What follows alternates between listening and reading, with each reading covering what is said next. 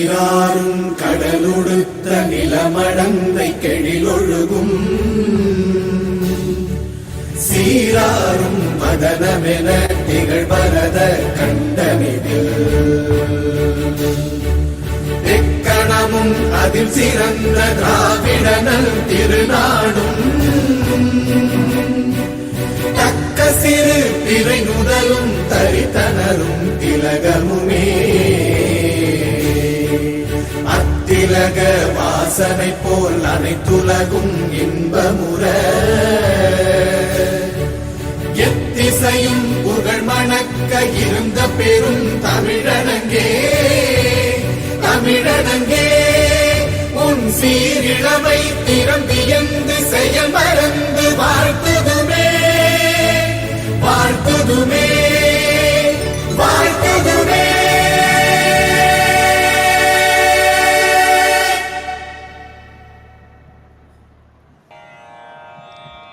असतो मा सद्गमय तमसो मा ज्योतिर्गमय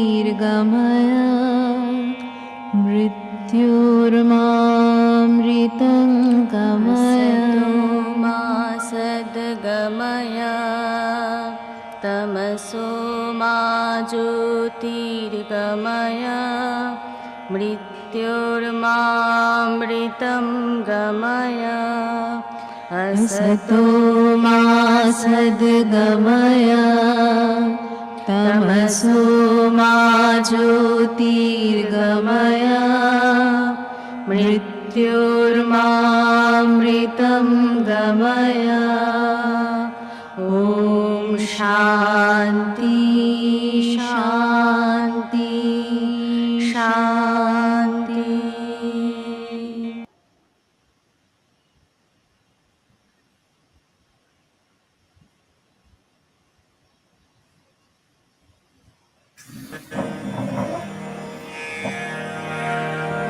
देह शिवावर मोहे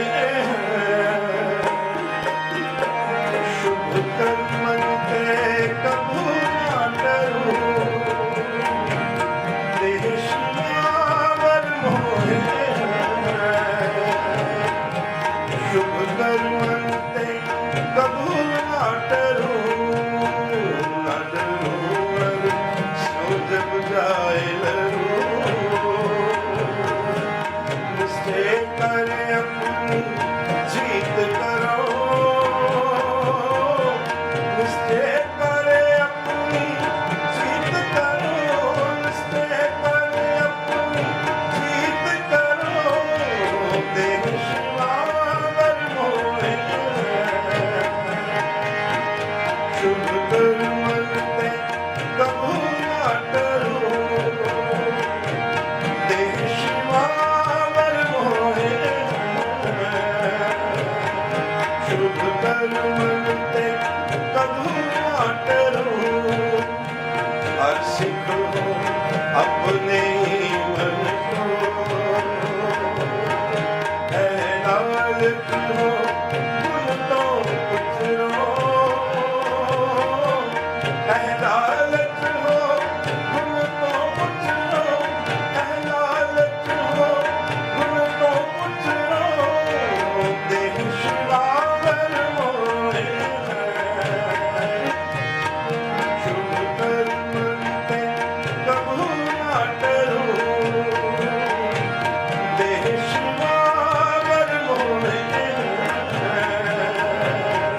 शुभ कर्म ते कबू ना करूं. जब आग की अग्नि दान बने जब आग की अग्निदान बने अतिहीरण में तब जूझ मरो. अतिहीरण में तब जूझ मरो. देह शिवावर मोहे शुभ कर्म ते कबू ना करूं. देह शिवावर मोहे शुभ कर्म ते कबू ना करूं. शुभ कर्म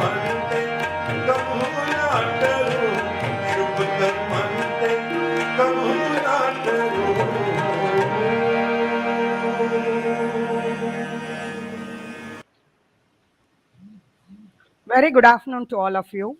Warm greetings from Postgraduate and Research Program of Commerce, Guru Nanak College Autonomous, and the Institute of Cost Accountants of India.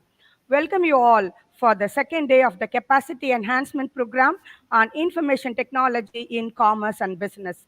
This program has been organized to discover the transformative impact of information technology in commerce and business by engaging the industry leaders and the experts to enhance the knowledge and skills of the youth with the motto of elevating commerce through IT insights. First and foremost, we convey our special thanks and gratitude and hearty welcome to CMA Rakesh Shankar Ravi Shankar for his wonderful and sincere efforts for arranging this wonderful program. Thank you very much, sir.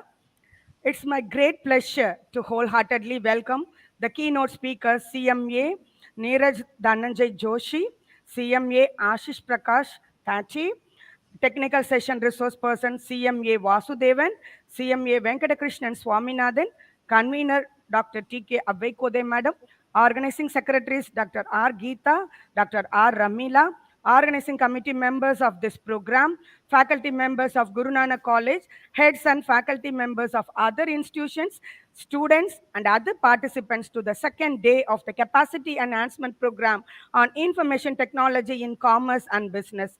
Hearty welcome to one and all for the today's Capacity Enhancement Program. We shall begin today's program with the keynote address of CMA Neeraj Dhananjay Joshi, Council Member Information Technology Committee, Chairman, Management Accounting Committee, Chairman, Cost Accounting Standards Board. May I now invite Dr. P. Balaji, Assistant Professor, Department of Commerce, to introduce CMA Neeraj Dhananjay Joshi, sir, the Council Member, to introduce the audience. Sir, please.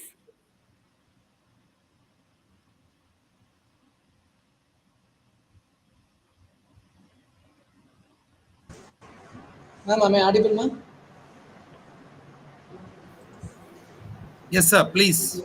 Yes. Very good afternoon to one and all. It indeed an immense pleasure and it proud privilege to introduce a renowned resource person, Mr. CMA Neeraj Dhananjay Joshi, and his academics career as far as concerned, he is a fellow member of Institute, and then he is a second rank holder in University of Pune for his post graduation in the field of management, and also he is a 17th rank holder in all over India in as far as ICWA foundation examination is concerned. Apart from his academics, he is also a certified SAP consultant, and also he created modules for SAP AG Germany, and he passed CAA examination conducted by ISACA USA, and he is also a certified Microsoft professional who is developed in MS SQL databases, and he is also a diploma holder from NIIT. And as far as his professional career is concerned, again, it is a very vast experience Sir is having. He is actually practicing as a cost and management accountant over 2 decades after post qualification experience. And he is a partner in Dhananjay V. Joshi Associates, a firm of practicing cost accountants, and is a promoter director for Leverage Info Solutions Private Limited, an ITES company in ERP consulting and systems audit. And he's also worked as an CMA Limited as a group company of TCS as a consultant for FIFO module, and he worked in Siemens Information System Limited as a team leader for various SAP projects and handled national and international assignments. And his educational career is concerned, he's presented a various paper in various eminent institutions like IIM Kozhikode and ICAI, CMA Practitioners Convention, and various national and international conventions where he acted as a speaker and resource person. And apart from that, he's also sharing his expertise as a member in Board of Studies of Commerce in various eminent institutes like World Peace University Pune and other eminent institutes in India. And he is also a faculty for certification courses in FICO modules of SAP, and he is also faculty for various career enrichment program and various professional development seminars and conferences. And as far as his key positions is concerned, he is a Central Council member in ICA and also chairman for Management Accounting Committee, chairman for Cost Accounting Standards Boards of ICAI, and he is a chairman for Western India Regional of Institute of Cost Accountants of India. And he was a member of Managing Committee of Pune chapter of Cost Accountant. The social contribution is concerned, SAR is a life member in Yeshwant Educational Services Trust. This trust is engaged in primary and other educational related services of Maharashtra. Over 600 students were benefited in this particular program as a social contribution. And miscellaneous activities is concerned. Sarah's hobby is going trek to especially in Himalayas, and also is a blue belt holder in Taekwondo. And with this few words of introduction, I request sir, please share your thoughts in the wonderful program, sir. Thank you. Thank you, ma'am. Thank you. Thanks a lot. I am very much thankful to the college as well as to the institute and our IT committee chairman for giving me this opportunity to share my thoughts on this very important and upcoming area and topics. So, this particular program that has been scheduled for over a period of 4 to 5 days, it's really well drafted and well planned and well thought of program. And I'm hoping that since it is an online program, a lot of people will be definitely benefited. So today's topic is mainly what I understand based on the technical sessions that are going to follow. Is AI and big data in business, and then we also have topic of robotics in business, robotic process automation in business. So I will be speaking mainly on my thoughts on AI and some part of robotics. Correct. So that is what I would be just giving you some of the thoughts that I have as far as the development of AI is concerned. Maybe the opportunities or the challenges that AI will definitely pose. And as professionals, what shall be our approach or what we need to learn, we need to unlearn if we are going to be a party to this AI development in the decades to come. So basically, AI or artificial intelligence, what we call, is a tool which is a software application that uses artificial intelligence algorithms to perform specific tasks and solve problems. So we need to understand one thing very clearly, that AI is not something like a magician. Correct? AI will not do things on its own, but it will always be bound by the algorithm. Correct? So we all have seen the Matrix movie. So they all talk, always they used to talk about the three laws of the machines learning. Correct? So the machines will not exceed the given parameters, is what was the concept in the Matrix as a movie, or any sci-fi movie that you take. They always talk about the basic law of machine learning or the machine behavior, which founds or which forms as the fundamental for any development of AI. So even in real life, the AI tools that will get developed or that are being developed are targeted to perform a specific act. There cannot be, or I don't know whether there will be an AI tool which will be like a human brain, all encompassing everything. Correct.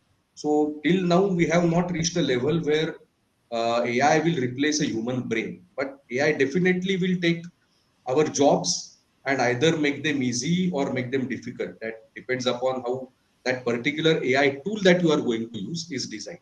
So artificial intelligence will always work within the boundaries of the algorithm. And as far as the current developments in AI goes, they are designed for specific tasks and to solve specific problems. Now, as we are going to talk about, is not going to be like science fiction, as I said, that robots or full-scale operational human brains. That is not what is expected of AI as on date, at least. So AI is nothing but a technology of machine learning. So this simply refers to software algorithm that are able to learn, and they are becoming better and better at carrying out one specific task as they are exposed to more data. So machine learning has always been in existence in the domain of computer sciences or computer field for many decades now.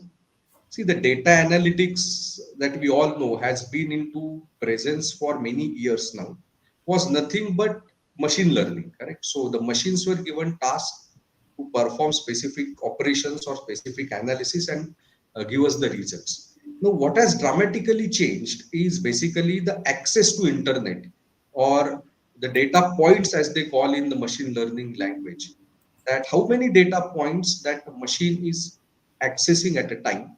And this has been boosted by development in the processing powers of the machine, because of the internet, the connectivity of various servers. So earlier we used to have one supercomputer, but now with the advancement of networking technologies, there can be super computer built up, combining say powers of 2 3 different supercomputers pulled in together. So what has really changed is the speed at which the number of data points that can be accessed by a machine and the results can be generated.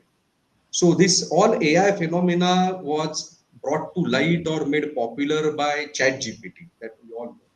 Correct. So ChatGPT is a generative AI tool. Correct. So there are different types of tools. So ChatGPT is a generative AI tool. Its specific task is to produce textual content.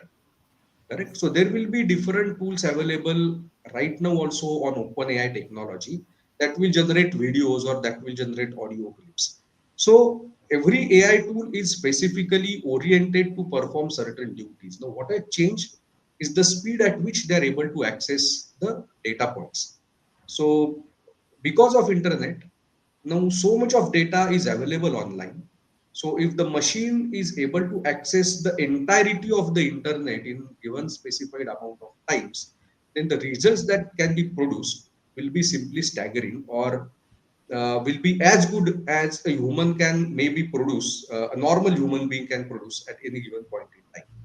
So currently, what I understand that ChatGPT accesses something like a few billion data points when it is going to give you answer, and still it has not accessed the entire gamut of information that is available on the internet. And that is where the machine learning or artificial intelligence comes, that the AI bot is always online and it is always learning irrespective of whether you ask it or not. So it is continuously reading the information and it is building up its own library, so that when you ask him a question today, it will answer your answer. Tomorrow, the answer will improve because it has read more content. It is not going to create a content on its own. Maybe it can draw inferences based on the various information that it has read and then give you an answer to it or give you solution to your problem.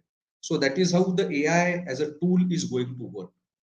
Now, in all this development of AI, where do the business fit in, or where do the business models will fit in? So basically, what I contemplate, see, AI in a partial sense, we all have been experiencing since we started using smartphones, and when Google as a search engine, or our Gmails, or all the data was shifted to our Google accounts. Correct. So you get push notifications very frequently based on your search history.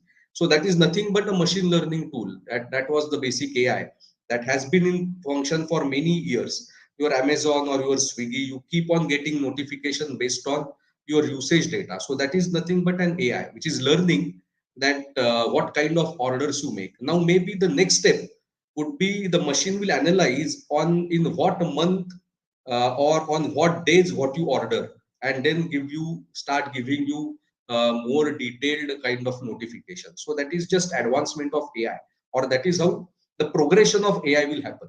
So currently the machine is understanding your behavioral pattern or your buying pattern as a generic thing and then giving you notifications. The next step would be it would have analyzed that on what occasions what you buy, what is your budget. So it will start giving you notification based on your budgetary preferences as well. So that is how the machine learning is going to be in place. And what I feel is that is where we also have to think from the management perspective or from the business analysis perspective, that how we can make use of this particular facility that will be made available to all of us. Correct. So there are 5 6 key points under this particular. If we start using AI, the main advantage is strategic asset and data as a strategic asset and enhance decision making. So with use of AI, with use of say machine learning softwares, we are now generating huge amount of data. The robotics or the machines, robotic process automation is nothing but a way of generating operational data and storing it and then using it. So your operational data through your robotic learning processes coupled with AI, the data will become a huge strategic asset. Today you get so many downloadable apps which are free. Now the main crux of the matter is the data that the apps are collecting with them. And I'm not saying that they are selling the data, but they are just pooling the data maybe to come out with an app that would be much smarter, much better, and then it can be a chargeable app as well. So whatever information is being collected, whatever all data points that can be gathered is the strength. And that is how the business also has to model itself. So maybe every business has to be into public domain, collecting specific data from the customer, because ultimately a business will run based on your customer reach. Or if I'm talking about the operations, then I have to design a system within the company that will collect maximum data points as far as my operational efficiency is concerned.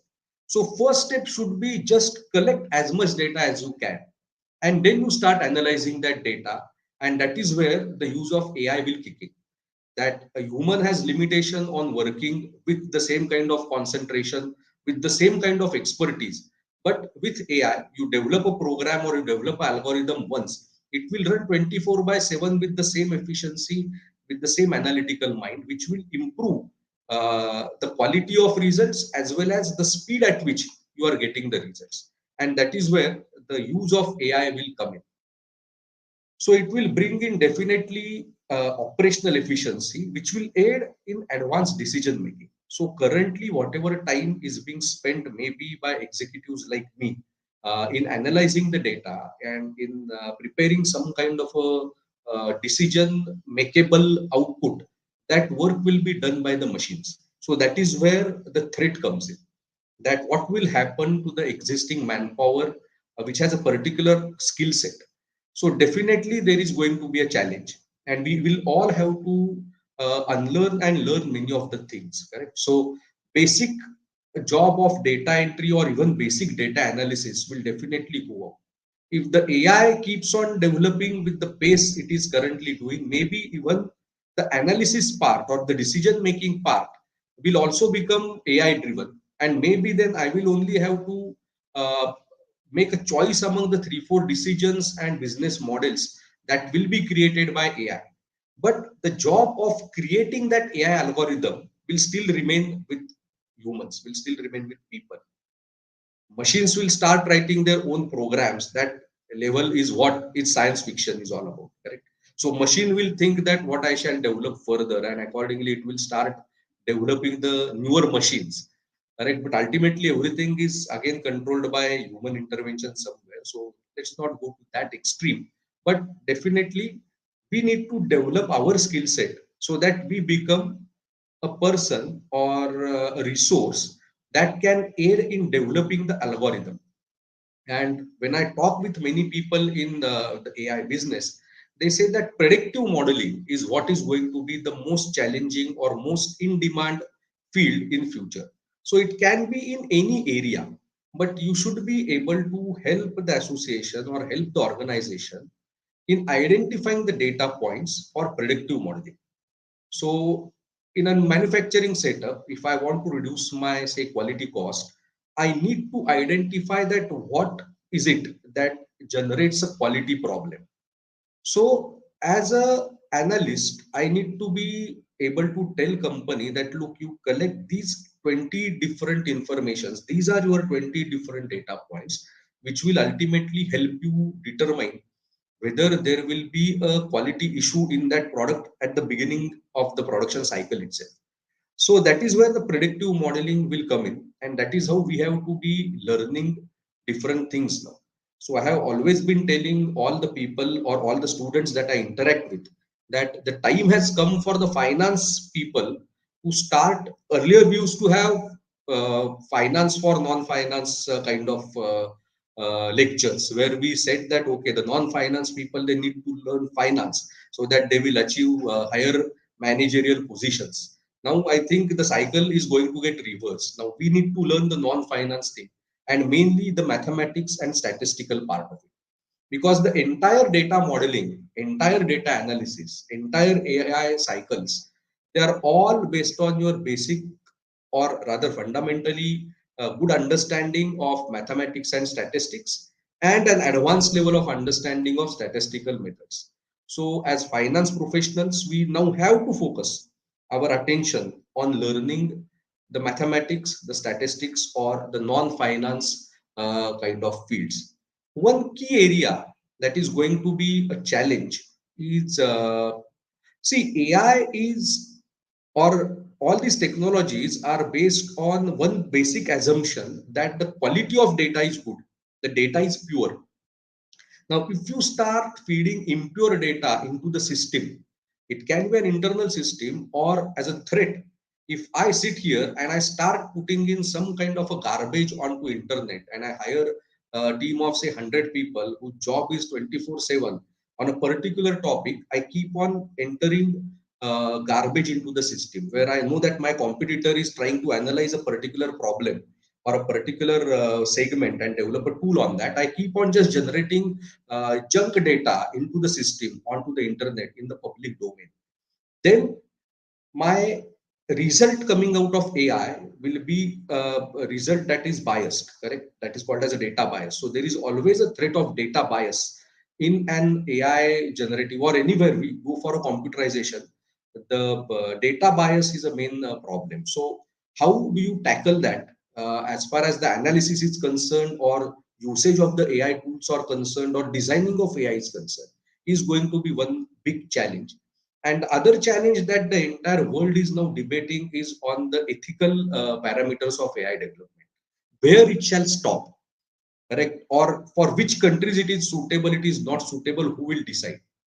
Particularly in country like India, if you say that our entire service sector growth is powered by IT, but what we do in IT is we are predominantly a service industry in IT.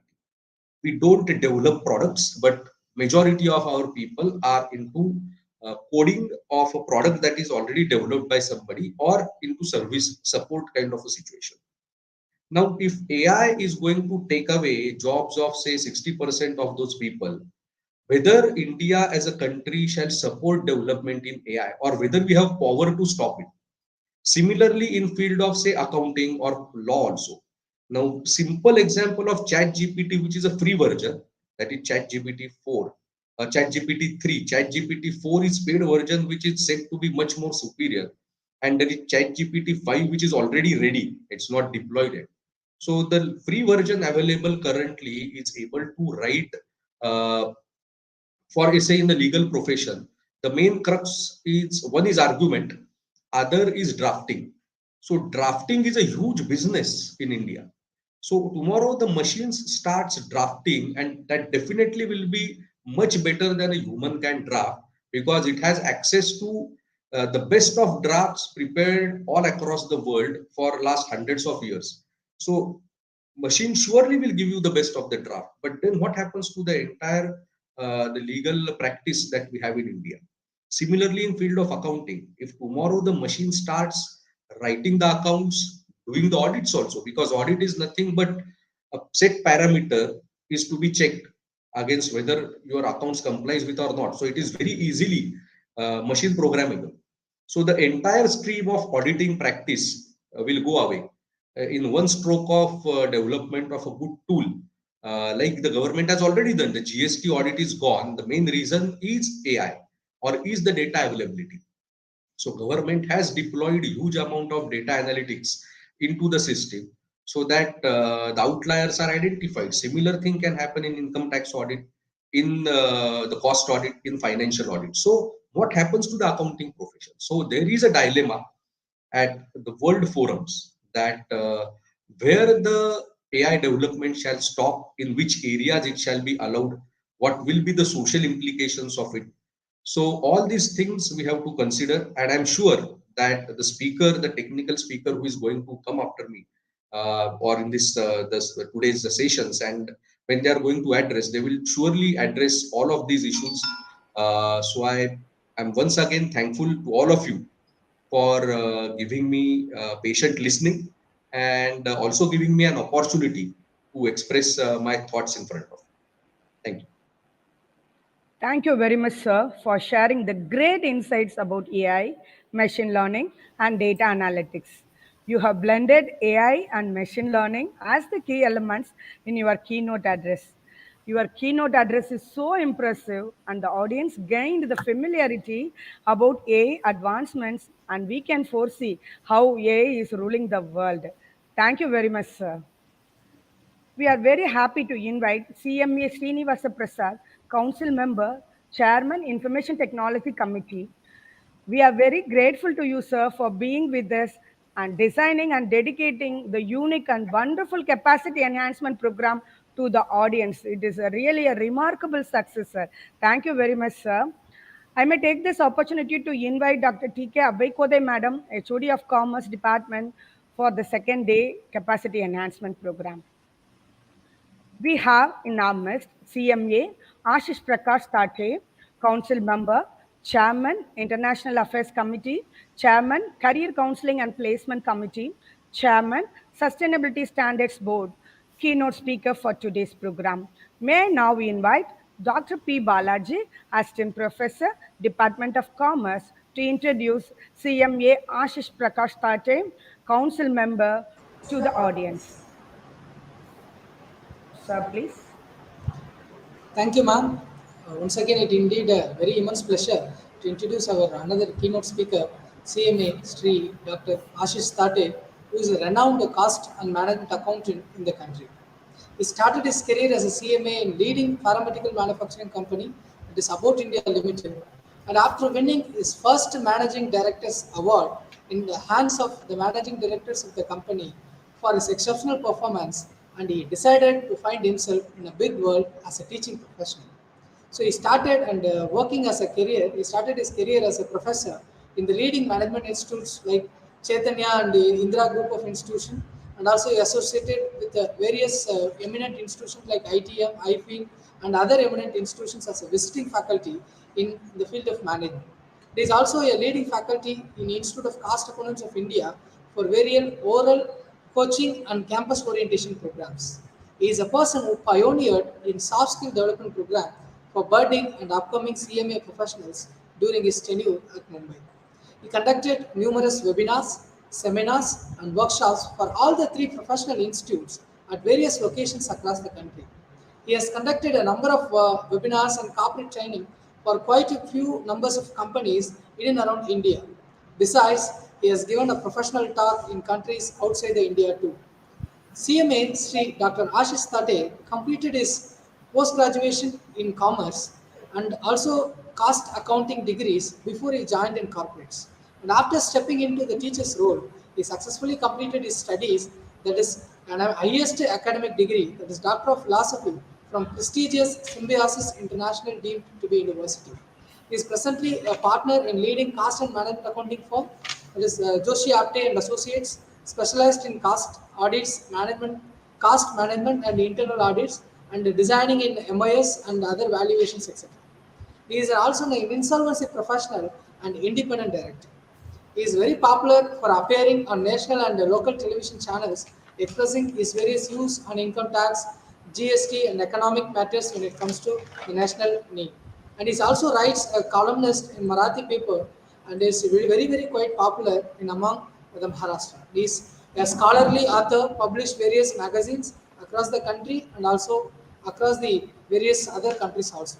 He is the youngest chairman, that we want to quote that he is the youngest chairman of Western India region of the Institute of Cost Accountants of India, and presently is a member of Central Council of the Institute of Cost Accountants of India for the year 23 to 27, and he is a chairman of Sustainability Standards Boards for the period of 23 to 2024, and he is also a member of Members Development Committee (MDC) of Confederation of Asia Pacific Accountants from the year 2020 to 2023.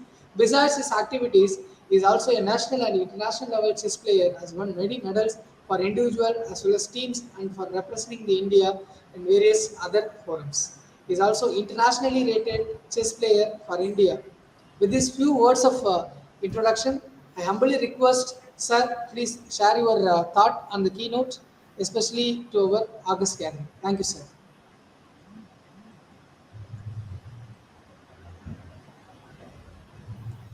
To all of you.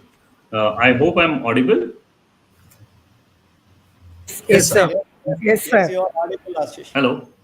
I hope I'm audible. Hello. Yes, Ashish, you are Yes, sir. You audible. are audible.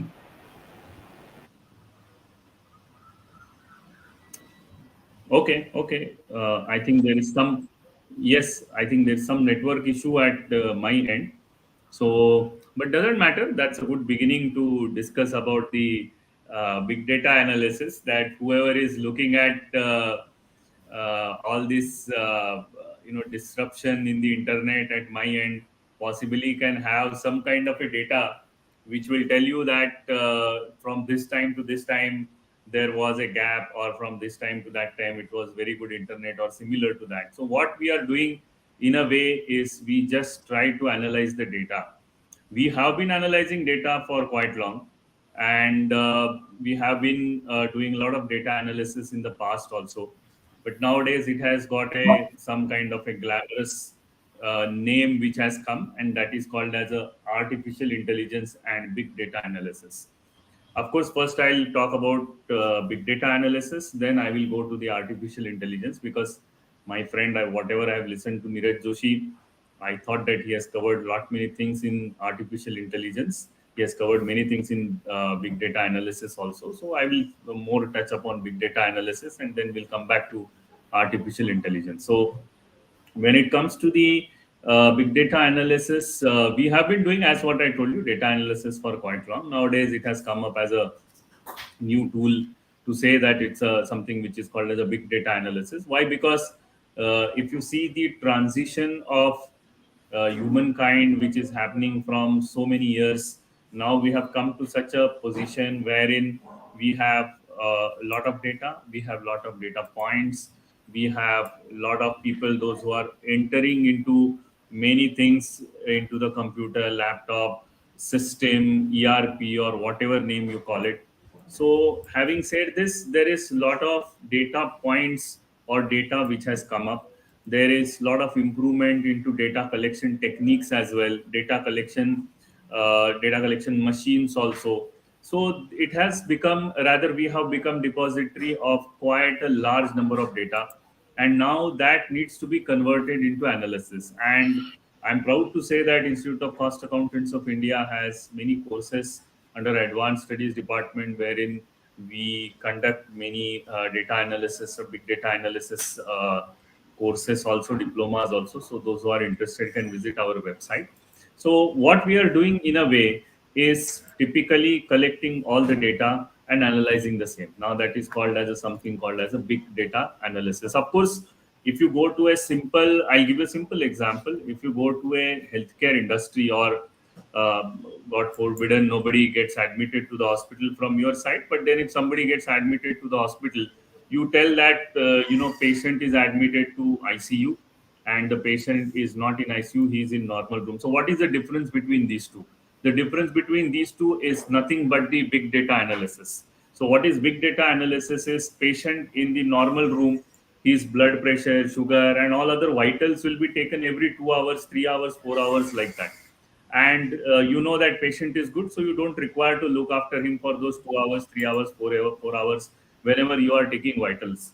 But then if you go to ICU, what is going to happen is every minute, possibly not by the physical way of checking your blood pressure or heartbeats, or maybe oxygen percentage in your lungs as such. So we have attached so many machines to that, and with those so many machines in ICU patient, we get lot of data of that patient. So for every minute, every hour, whenever you have that data through those machines, we analyze the health of the patient who is admitted to ICU, and then finally we conclude that his all vitals are good. Then you can say that this gentleman, this lady is not to be remained in the ICU now can be shifted to a normal room. Why? Because after that monitoring data for quite long time, 24 hours, 48 hours, so many weeks if you stay in. So then you finally realize that this gentleman is good, this lady is good, and send them back to the normal room. So what are we doing in this case?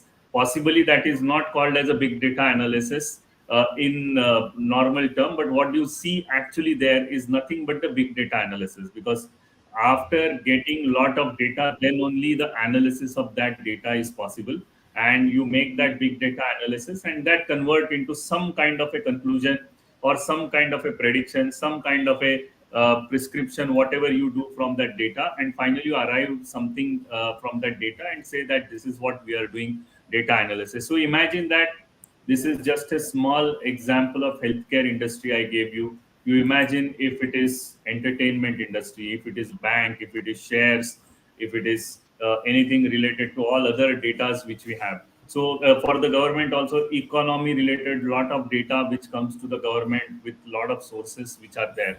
So what happens is once this all data is gathered for from all these sources, what do you have to do is to do the data analysis out of it, the big data analysis out of it, because data is quite big, data is quite huge. You have a lot of data which comes from the various sources. So when you analyze this data to achieve something, to draw some inferences, to find out some kind of analysis which you want to do it, do some research out of that data.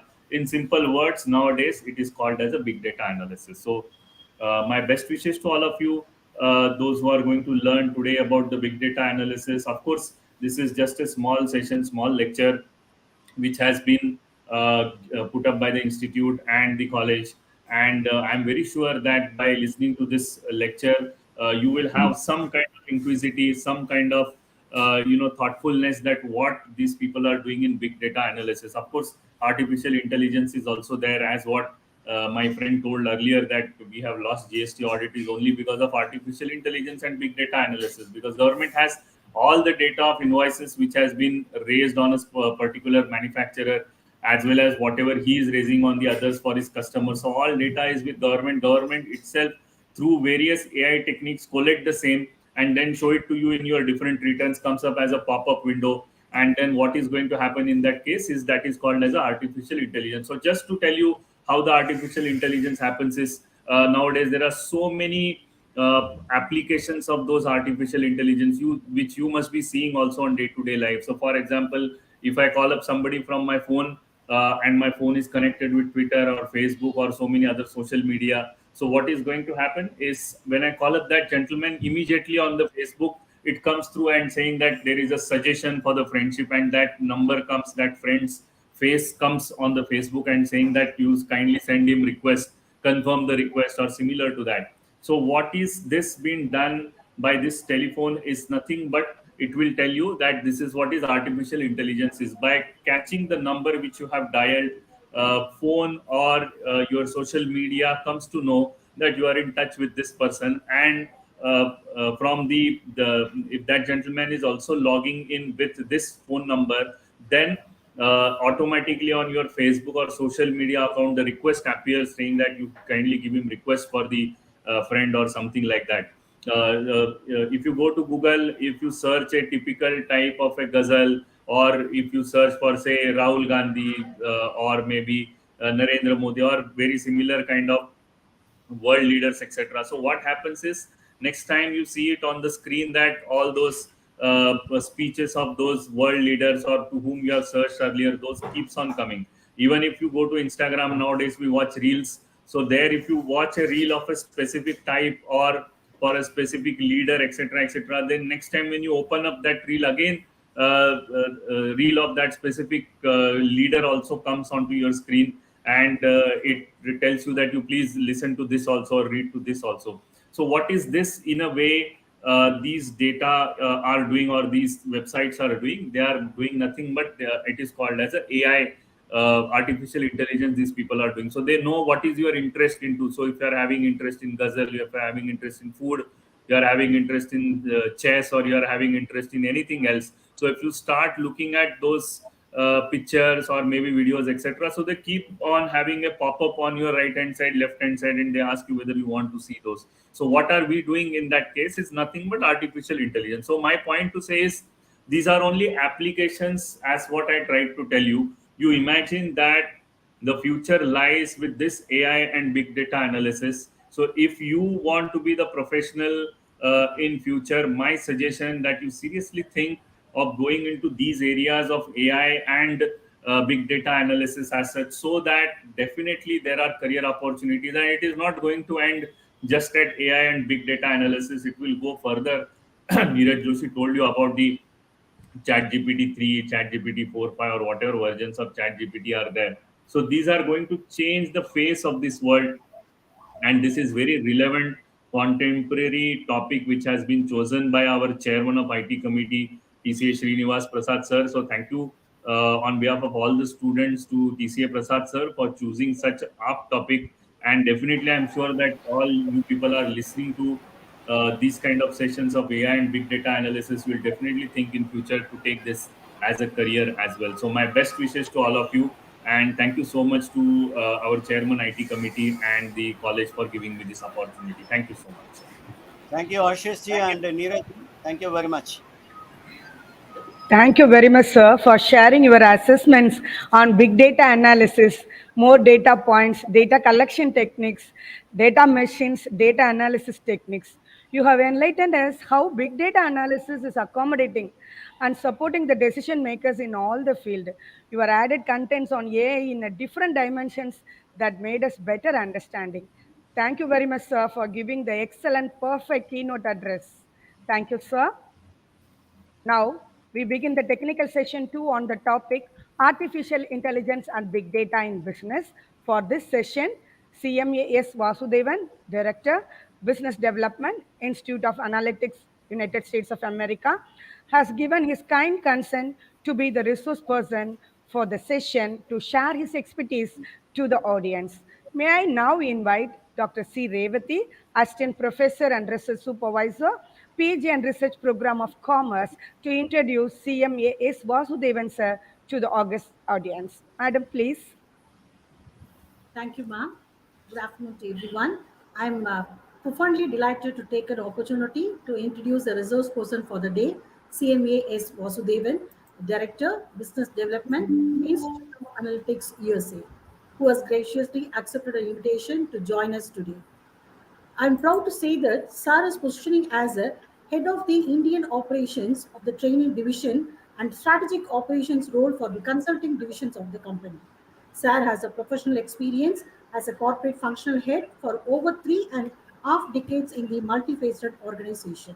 He had held a senior position as executive director of a listed public limited company and group advisor to a group of companies that was involved in real estate, constructions, finance, media, and entertainment industries.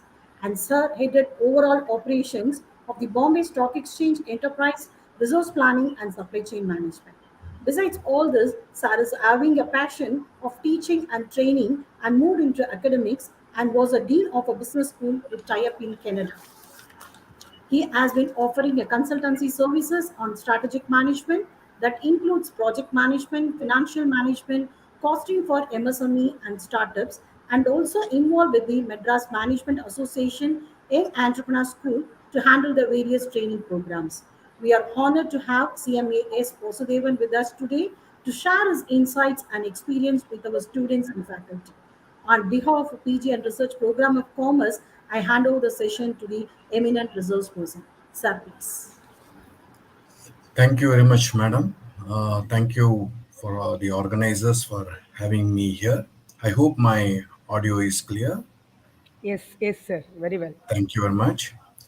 First of all, I also thank the committee members who have made this possible, and also the college, Guru Nanak College. In fact, I had the opportunity to visit your college to address the MBA students as well. And to my dear friends, the predecessors who spoke to before me, CMA Neeraj Dhananjay Joshi and CMA Ashish Prakash Thate, I take the liberty of speaking a couple of words. Welcome note in Marathi. आपण दोघांचा बातम्या खूप चांगला होता, खूप छान होता. Um, it's always a happy moment for me whenever I get an opportunity to speak in Marathi also. Coming back to the topic of this today's session on big data and analytics, big data and artificial intelligence, I'm going to share with you my presentation deck and walk you all through this session. Just give me a sec.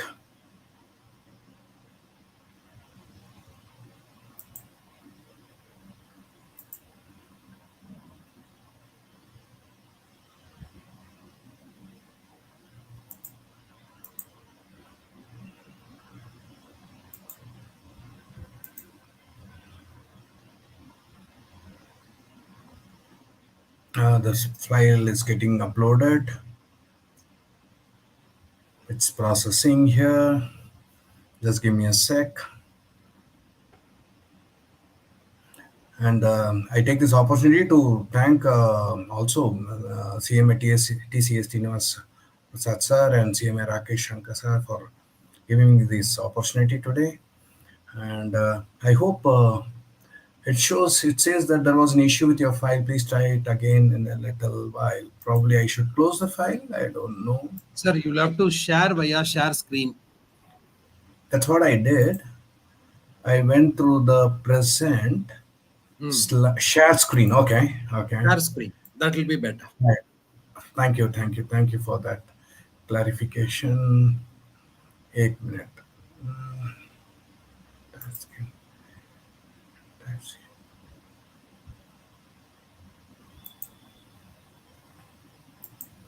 Just give me a second.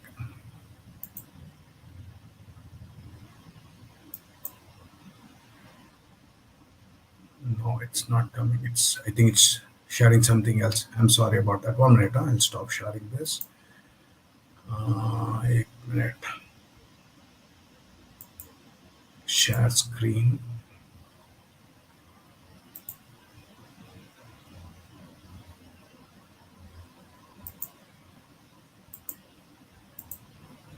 Is it visible now?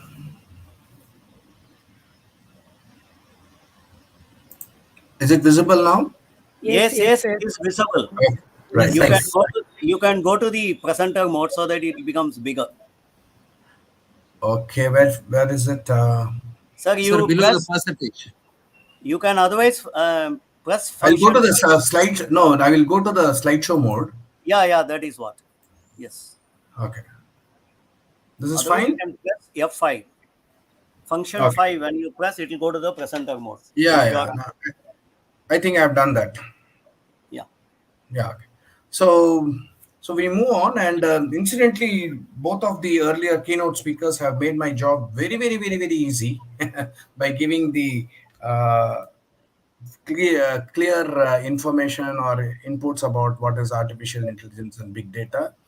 And therefore, though my presentation has got certain slides of explaining certain points, I will be running through to go on to specific use cases where we have actually demonstrated of the use of artificial intelligence and big data. So first of all, when we talk about big data has got 4 major components. So before that, did we have big data before big data? I'm confusing. My question is confusing. I know.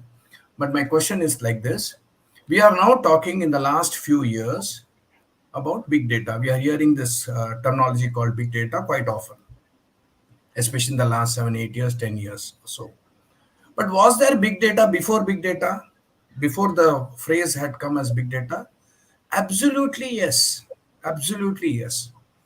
All of us as individuals have been accessing data or have been assimilating data on a regular basis And today's intelligence that we have as human beings is only the assimilation or accumulation and interpretation of all these data. And all of us know that the kind of data that we have been accessing and processing are definitely in huge numbers. But only thing is, it was not being applied in the parlance of a business use application, and it could all be done only after the advent of technology, especially the information technology era, when data was accumulating and it was getting into the system, into the processing system, what you called as your memory cards. So big data was always available,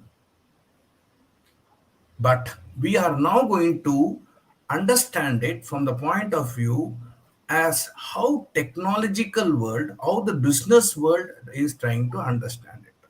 Okay, so big data is the happenstance of our modern life based on the various interactions that we have, and there are what you call as variety of data, because it is structured data, unstructured data. You have text, audio, pictures, video, all those things. When I am having an interaction with you, there is a video which is getting captured, and that becomes a data. There are pictures that are being shared, that becomes data. The audio, everything is data, and these are all not structured. These are all called as unstructured data. Structured data is what we have been used to. MIS system, management information system. We put it in Excel format, we analyze that, or we may use certain coding, C++ coding or any other coding methods to analyze data and all things. Those are all structured data. But the moment it takes a shape of not being structured, it comes in a haphazard manner, it becomes unstructured data. But nevertheless, they all convey something very, very important for us to decipher. Then it is not about the variety alone. There is another thing called volume. So volume of data, that means the data is coming at a very great, in very huge numbers. We call it as petabytes of data.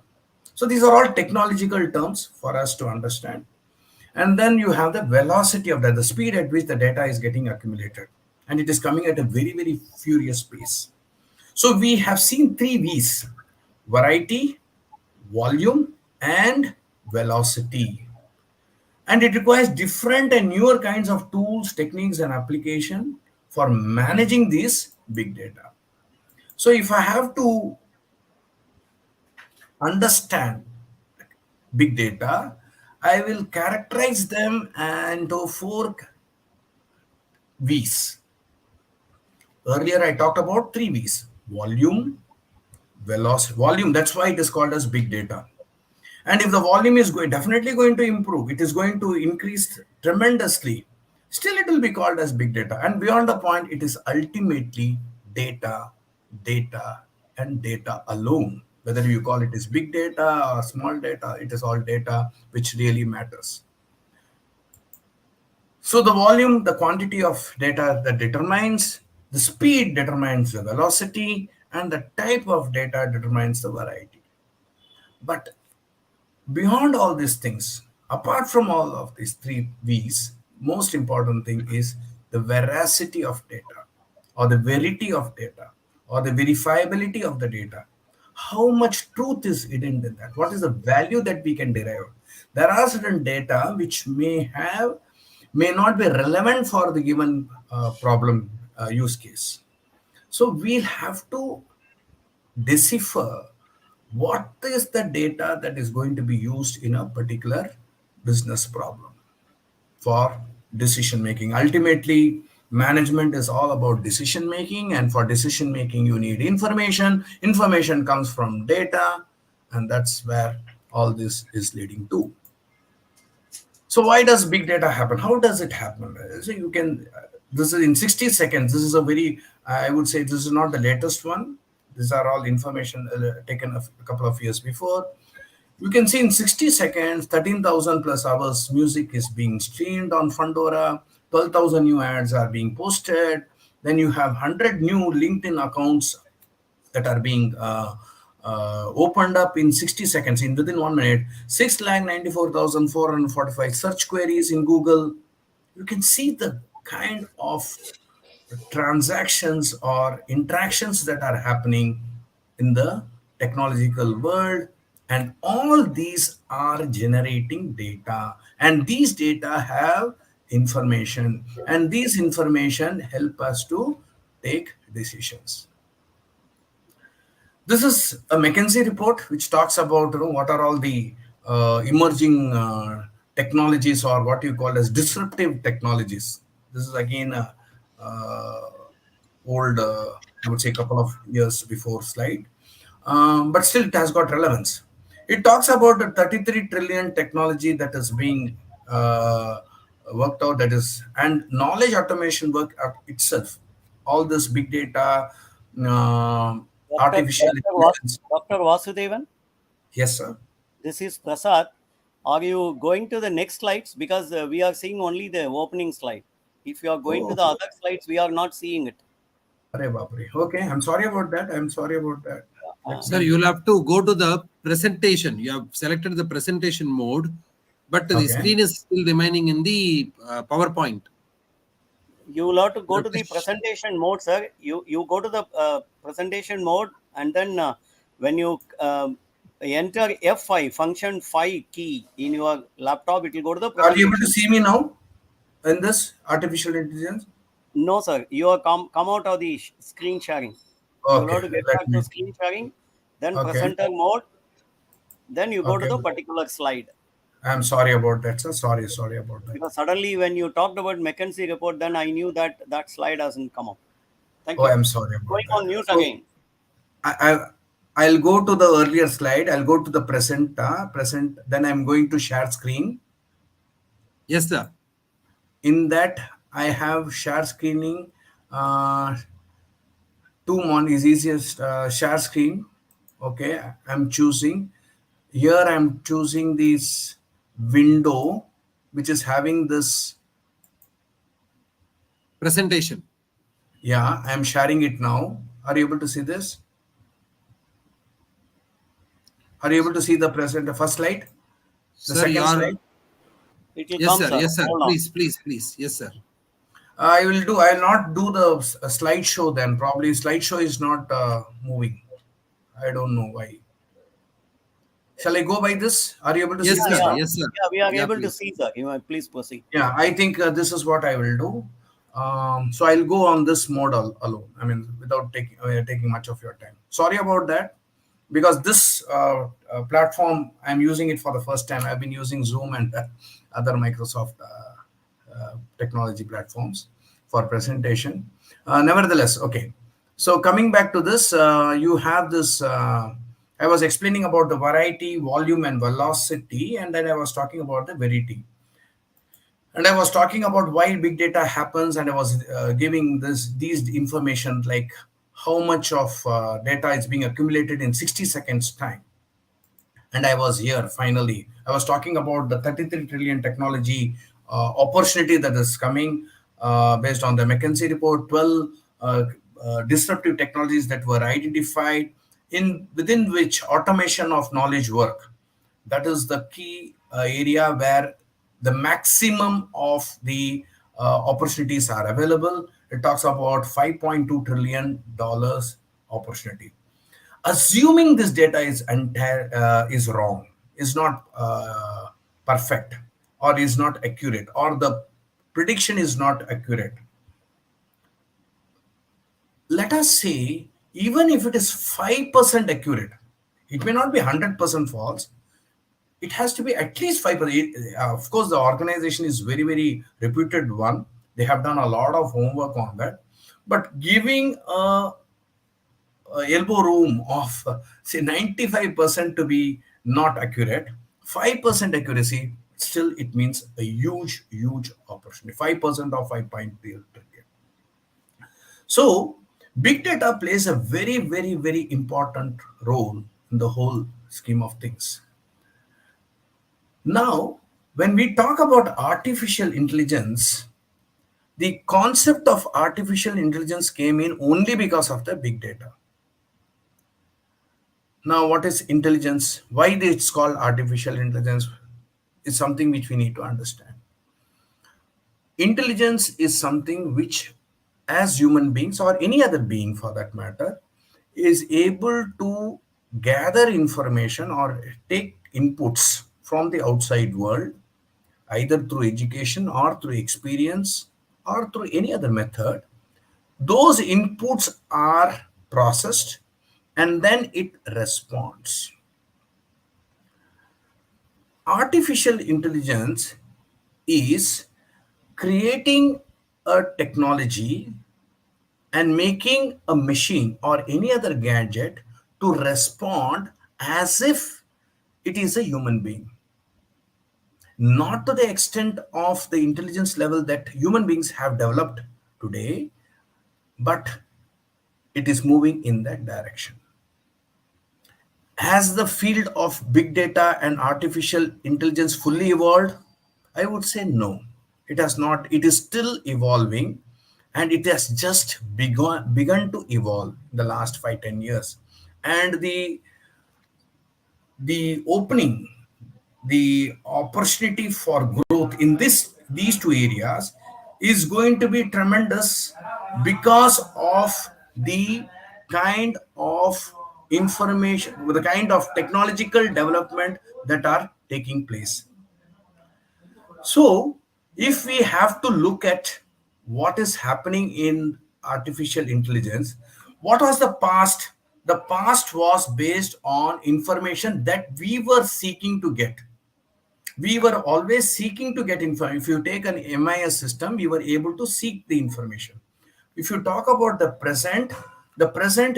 machine itself is able to learn. That is what is called as machine learning.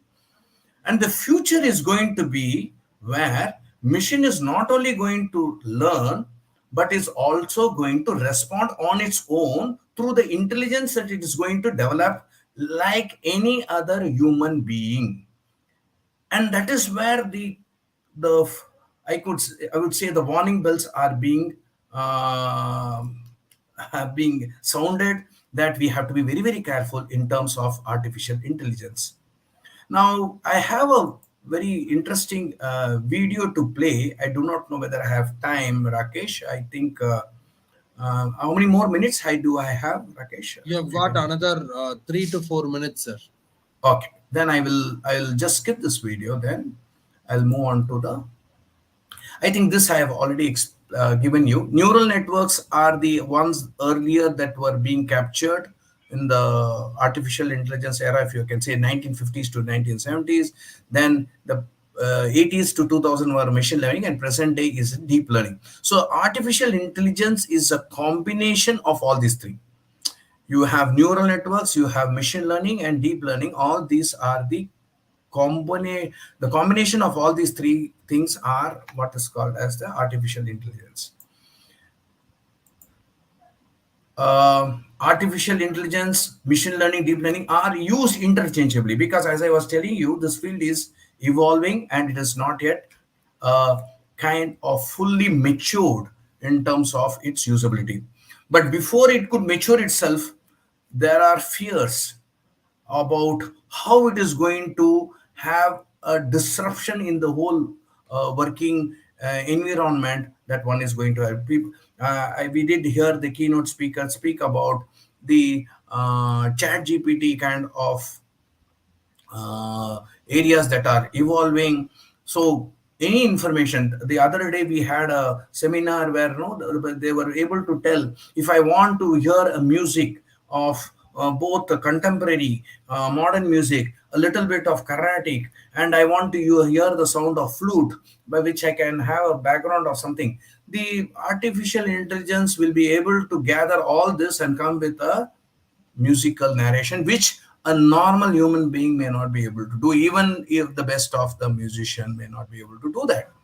So therefore, the artificial intelligence is moving in such a direction that it will be able to gather, assimilate information from any part of the world, and will be able to put together and present it. But here we have to be very, very careful that whenever artificial intelligence is going to be used, we have to remember where the data is coming from.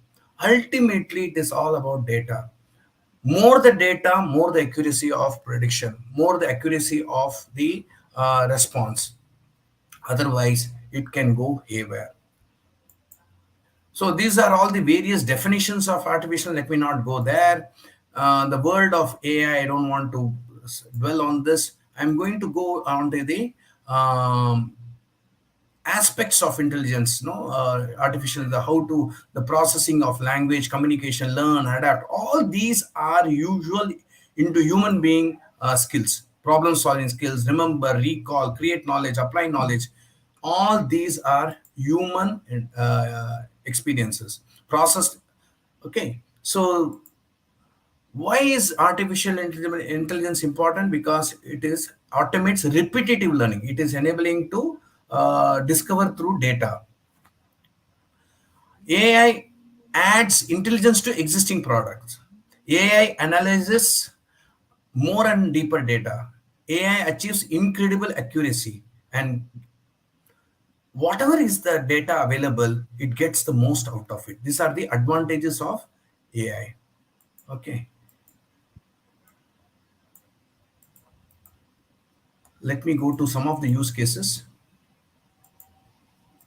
Just let me.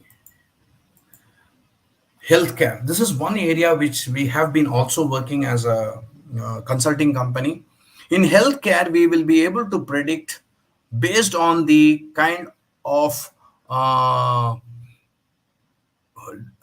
medicines that the person is taking.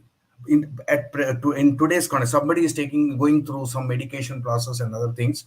They will be able to predict based on the blood reports and other reports. They'll be able to predict whether a person is likely to get cancer after 5 years or 10 years. Those kind of predictions are possible. So healthcare, it is going to make a very, very big impact because it is going to help predict so many diseases beforehand and take precautionary measures. Similarly, in sports, we have seen this happening, that people are able to predict. In fact, games are, you can find a lot of technology games that are being played based on this AI driven sports methodology. Of course, retail, it has got a huge capability in telling what kind of merchandise they'll have to order. They'll have to keep it on the shelf so that it is not being stocked for long and money is not getting locked there. Manufacturing sector has got a huge opportunity. Again, IoT, because data will be captured through sensor using IoT, and therefore those applications are huge. Banking, finance, financial services, and insurance. In insurance, we were able to predict what you call as fraudulent claims based on the inputs that we were able to. We had developed an algorithm which was able to predict what will be the which particular claim is likely to be a fraudulent claim, so that it can help save lots of money for the insurance company. Otherwise, it takes a lot of efforts to find out what is a fraudulent claim. So what is needed is, I'm keeping it very short now. We need to have an approach of customer centric. What is the customer wanting to have? They should have a we should have a strategy to be business centric, and there should be a blueprint for that. And we should have a very clear objective of what are we going to achieve in the short run as well as in the long run. And more importantly, analytical capabilities are very, very important. That is where, as mentioned before, mathematical and statistical knowledge becomes very, very important for improvising on the decision making capabilities. And we need to create business cases based on measurable outcomes. I leave the question answer sessions at the end, or as the organizers would feel like to. Okay, so thank you very much. I think a couple of minutes had been lost due to my I did not the technological failure to present it properly. Nevertheless, Thank you very thank much, sir. Excellent Thank you, Doctor. presentation. Yes, please. Thank you, Doctor, for accepting our invitation and giving your insights. Thank you. thank you. Thank you, sir. Excellent presentation. You have educated us about V's, variety, volume, velocity, verity, verifiability, etc., which are very much required to manage the voluminous data by the business world. We imparted the knowledge on neural network, machine learning, and deep learning, and learned the importance of AI. The explanation about the use cases are extraordinary. Thank you very much, sir, for giving such a nice session to all of us. Moving on to the technical section 3, RPA, Robotic Process Automation in Business. Our resource person, CMA Venkatesh Krishnan Swaminathan, Senior Manager, Global Accounts Payable and Fixed Asset Management, Omega Healthcare Management Services Private Limited, is with us. May I now invite Dr. C. Revati Madam to introduce CMA Venkatekrishnan Swaminathan Sir to the audience. Madam, please. Thank you, ma'am. It's my pleasure to introduce another eminent resource person, CMAS Venkatakrishnan, a senior global accounts payable and fixed management and Omega Healthcare Management Services Private Limited, who has graciously accepted our invitation to join us today. CMA Venkatakrishnan is a highly accomplished individual in the field of change management, costing, personnel management, accounting, and digital transformation. As far as concerned, Sir is a proactive person with demonstrated leadership abilities and committed peer who has also digitally transformed P2B value chain through successful implementation of robotic process automation. In his credit, Sir is spearheading a GPS team of accounts payable and fixed assets management. We are honored to have CMA S. Venkatakrishnan with us today to share his insights and experience with our students and faculty. Today, he will be discussing a topic on robotic process automation in business, and definitely Sir will provide a valuable perspective on this important subject. On behalf of our PG and Research Program of Commerce, I request our resource person to take over the session. Yes, sir. Please. Hey, good afternoon, everyone. I'm Venkatakrishnan Swaminathan from Omega Healthcare. I think we have heard enough from my profile. That I drafted for myself, so it is always my good part there. All right. So, without further ado, I'll be sharing my screen. Just let me know if you can see the presentation. Rakesh, I can present it the slides and share this entire screen, right, Rakesh? Sir, please share the entire screen, sir. That will be great. The entire screen should be better, Venkatakrishnan. Yes. Okay, this is Prasad. So entire screen it is. And I can show you. Hey, hello, Prasad sir. Is my screen visible? Yes, sir.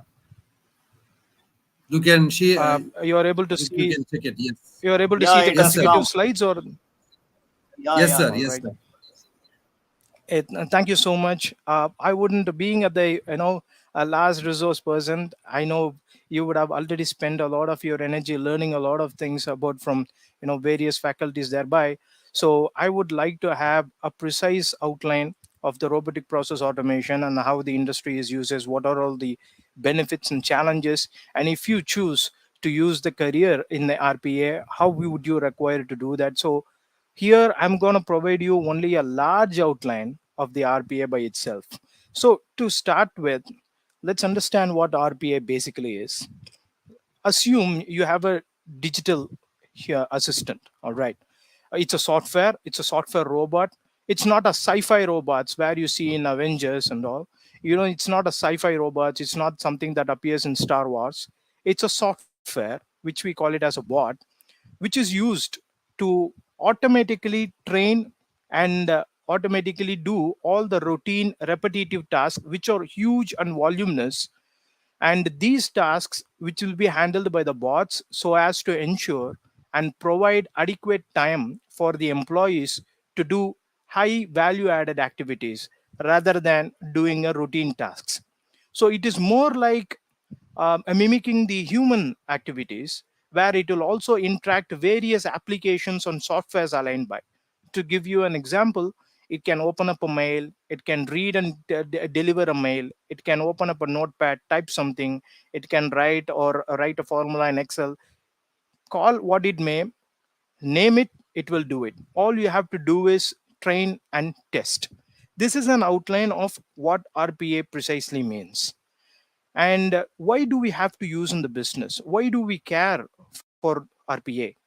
So RPA is actually a game changer. It boosts the efficiency, it slashes the cost, and it also let you focus on some other stuffs. When I say some other stuffs, imagine the robot is doing other allied activities, so that you can take some important life decisions. What can you order for dinner, what can you order for lunch, or watch which web series you want to watch. Just imagine your time is saved by a bot and you can take these critical decisions. This increases the efficiency thereby, where you reduce the manual effort thereby. So as human reduces the effort, automatically the time consuming process will get eradicated, and all the aspects done by the bot will be swiftly done with 100% accuracy. And thereby you will save huge cost, as you do not have to employ a manpower to do the routine tasks. Imagine you don't have a maid at home. At this time you will have your breakfast served. At this time you will have all your dishes being done. At this time you will have all your dresses being washed. It is done by a bot. It's just one bot. Just imagine how much cost you can save. The same applies for an entire organization. I'm just putting it in a layman terms so that everyone can understand. And finally, the error reductions thereby. As we know, error is human, and whenever the human does the activity, even though it is routine, it is subject to error. Whereas when you train a bot, when you test it, and when you foolproof it, it gives you 0% error, whereas it minimizes the human errors, and therefore thereby ensuring the data accuracy, complying with any sort of audit, financial or internal control regulations. So how the current adoption in the RPA, and what are all the usage of RPA? There has been an increased deployment across various industries. Specifically talking about the paperwork, where it accumulates on the industries, especially on the finance, HR, the customer services, and those cases, and of course, healthcare as well, where it has a huge data analysis there. There has been an increased deployment of robotic process automation in those industry, so as to help you to automate the tasks and reduce the human effort. And as much it gives you a highest satisfaction level, because it gives you 100% accuracy, and the effective impact that we use with the basis of but leveraging the technology that we have, it gives you the immense and highest satisfactions thereby. And more importantly, it is also scalable. The robotic process automation is not yesterday's news. It's live yesterday, it was live yesterday, it's live today, it will live tomorrow as well, as it enhances the solutions to meet the business needs and to meet out the business dynamics thereby, so that it provides the complete robust functionality, so as it gives us a good customer experiences, good user experiences, and good, more importantly, the vendor experiences as well. All you have to do is test, test, and test. When we are talking about the applications in the different industry, just to give a glance of it, it has been successfully implemented, and the several use cases we can have under manufacturing, the customer services, healthcare, finance as well. For manufacturing, it helps you to allocate the inventory in the specific warehouse, put it in the specific storage location area, the management of the industry, and more on the QC. We call it as quality control thereby. And for customer services, you can also have some real life cases, like you can talk about a Disha chatbot in IRCTC. You have a chatbot in Swiggy. You can simply select and it will answer you that. Or you can call, if you're going for banking customer service, you have Lakshmi, a chatbot in City Union Bank. So you name it. As you can see in the real life scenarios, you have a lot of bot put across, where you have a simple mobile in hand. You talk, it receives, and it interprets, and it communicates you back. And then coming into the healthcare, we also have a huge management, huge patient data, and the claim processing charges. Maybe not in India, The voluminous, well, the volume is quite considerably low in India, but when it comes to US, all the hospital or healthcare related is operated only through insurance. So RBA plays a very significant role in healthcare industry, where it assists in the payment patient management data, data management, and thereby medical coding as well.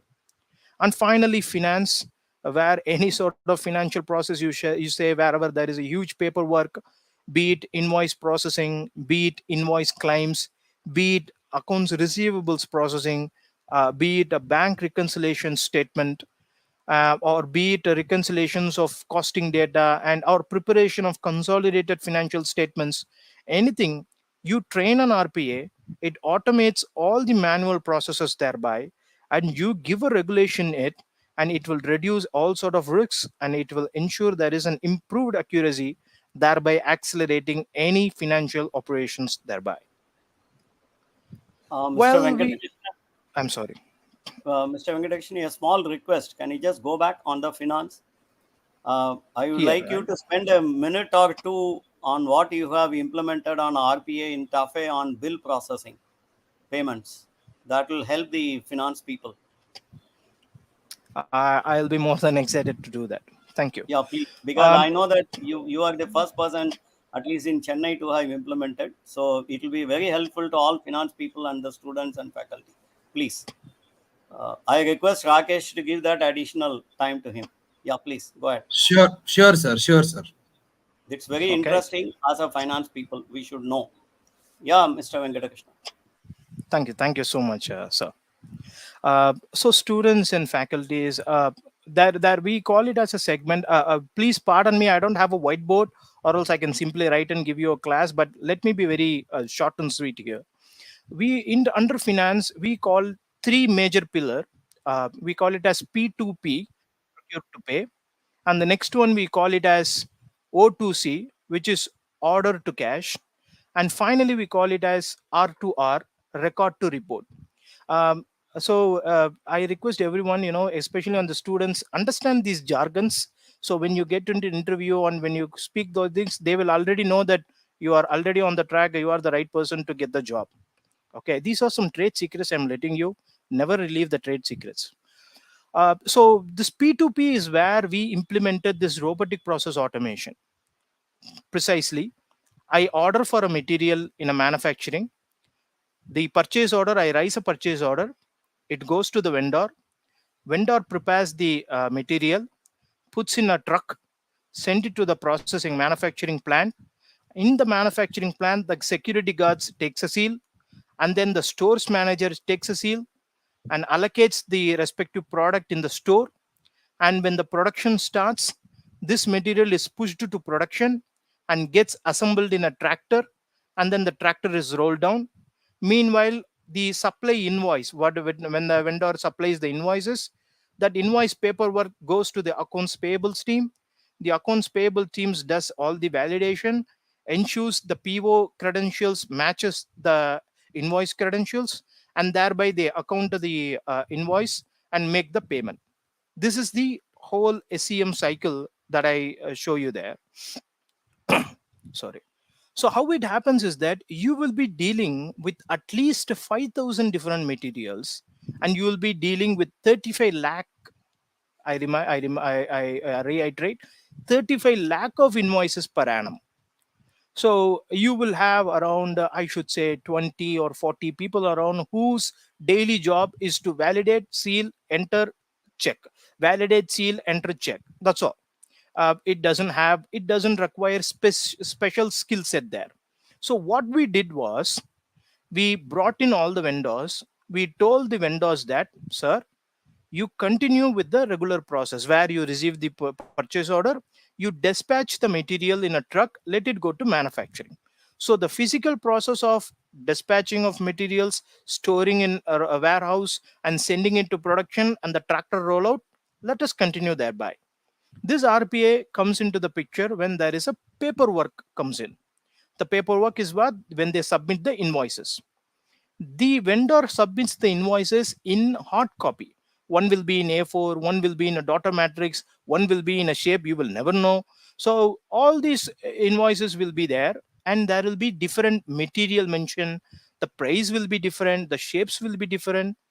So we told all the vendors that, sir, I'm going to create one portal, or I should say a mailbox. So whenever you dispatch the material, you send the invoice to that mailbox. So every vendor, after dispatching it, along with their hard copy, they will also have a soft copy. And especially in the era of GST, where they raise the e-invoice with the QR code and IRN, they send they generate the invoice and push it to the common mailbox. Then I implemented the bot. The bot will download whatever the invoices that is been sent.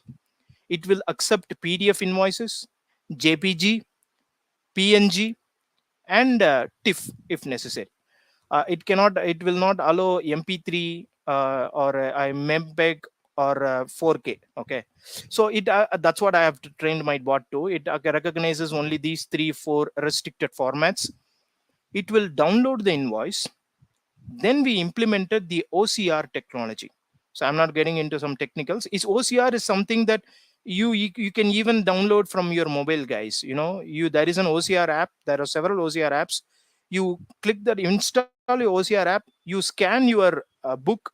Faculties, you have to pardon me. You can scan your book and it will register everything over there. You can use it.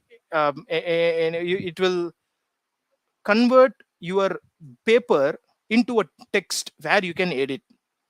It's an OCR tool. So we implemented OCR there. So once the invoice is downloaded, the OCR will extract the invoice credentials. It will put in a specific Excel format, and the bot will take that Excel format. It will cross check with the SAP and ensure whether the material has physically come to the inventory or a storage location. It will ensure in the system. Bot itself will ensure. Okay, if the bot confirms that the invoice have come to the inventory and it is also been processed, then after confirmation, it will take the invoice credentials. It will go to the PO. It itself will do the invoice and PO comparison. No manual effort, guys. What I'm saving is bot which does in the background, no foreground job. So the invoice and the PO compares. If the data matches, it will straight away account it and post for payment. If there is a mismatch between the invoice and the PO, it will reason out. There were several scenarios, but we brought down all the scenarios to 6 different scenarios, where there is an excess or there is a shortage, where there is a rate difference, a quantity difference. There were 6 scenarios where the difference between PO and invoice could probably come. The bot will understand which scenario this belongs to, or which combination of scenarios this belong to. Then it will do its own workings. It will do the variations or the difference analysis, and then it will provide it to the human user where there is a PO versus invoice difference. We call it as 3-way matching. So wherever there is no 3-way matching, there is no alignment or reconciliation between invoice and PO, it will go to the user and it will show you the Excel showing that, sir, these are all the invoice credentials, these are all the PO, these are all the parameters where there is a difference. So I think this falls under this scenario. Please, you eyeball it. You say whether this is okay or not. If you are okay, I will process it. If it is not okay, you may take a decision in processing. So it will serve you right on your hand. It will serve you on a silver platter. If it matches, the bot process it. If it doesn't match, it gives you, along with the workings and the judgment and the observations that he has done, sir, which scenario it is. Then if the user eyeballs it, he says, okay, you can process it. Then the bot will do the adjustment itself. It will process it and make it ready for payment.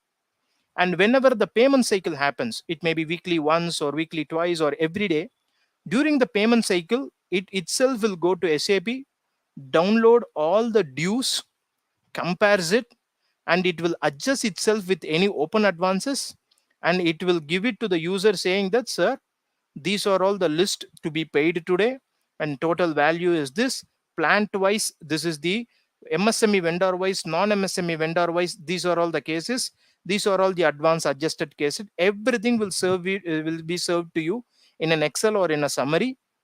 So the user, all he has to do is eyeball the data and click OK, then the payment will be processed. Everyone here, I'm just giving a broad outline. I hope I didn't give you several technical terms to bore you.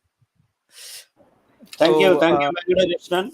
The sure. only thing I think people must be knowing, OCR means optical character recognition. So everybody must be using. Yeah, please continue, because I didn't want to miss this to the participants today from your mouth. Thank you. Thank you.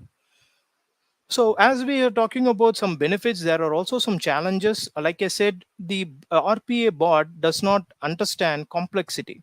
So, when you are implementing the robotic process automation in the existing systems, the existing complexity should be reduced or should be eradicated before it gets into the bot.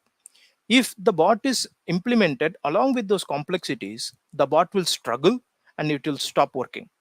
The reason behind is it does not have the cognitive ability, because it does not think like human.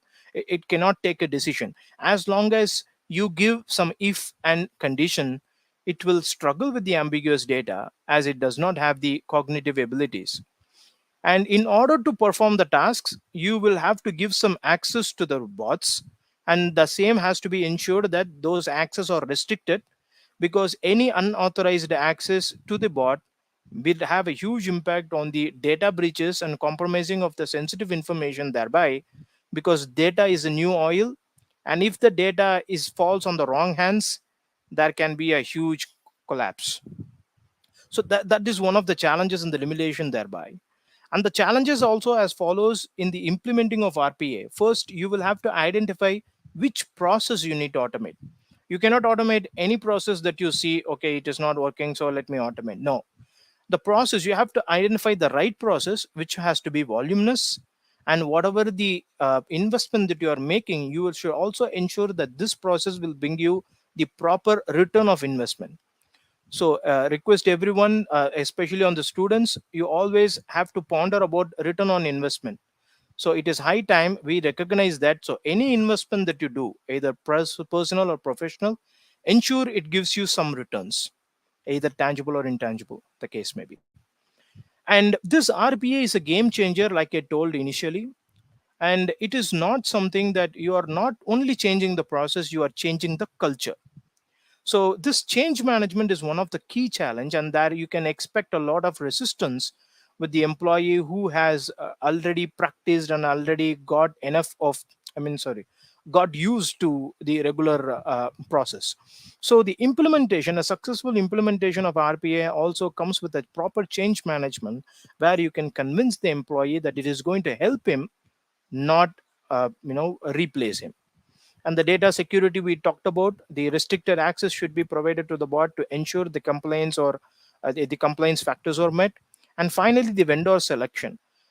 In the market, you have several RPA vendors. You have Blue Prism, Automation Anywhere, UiPath, Pega, Nice. You have huge players there.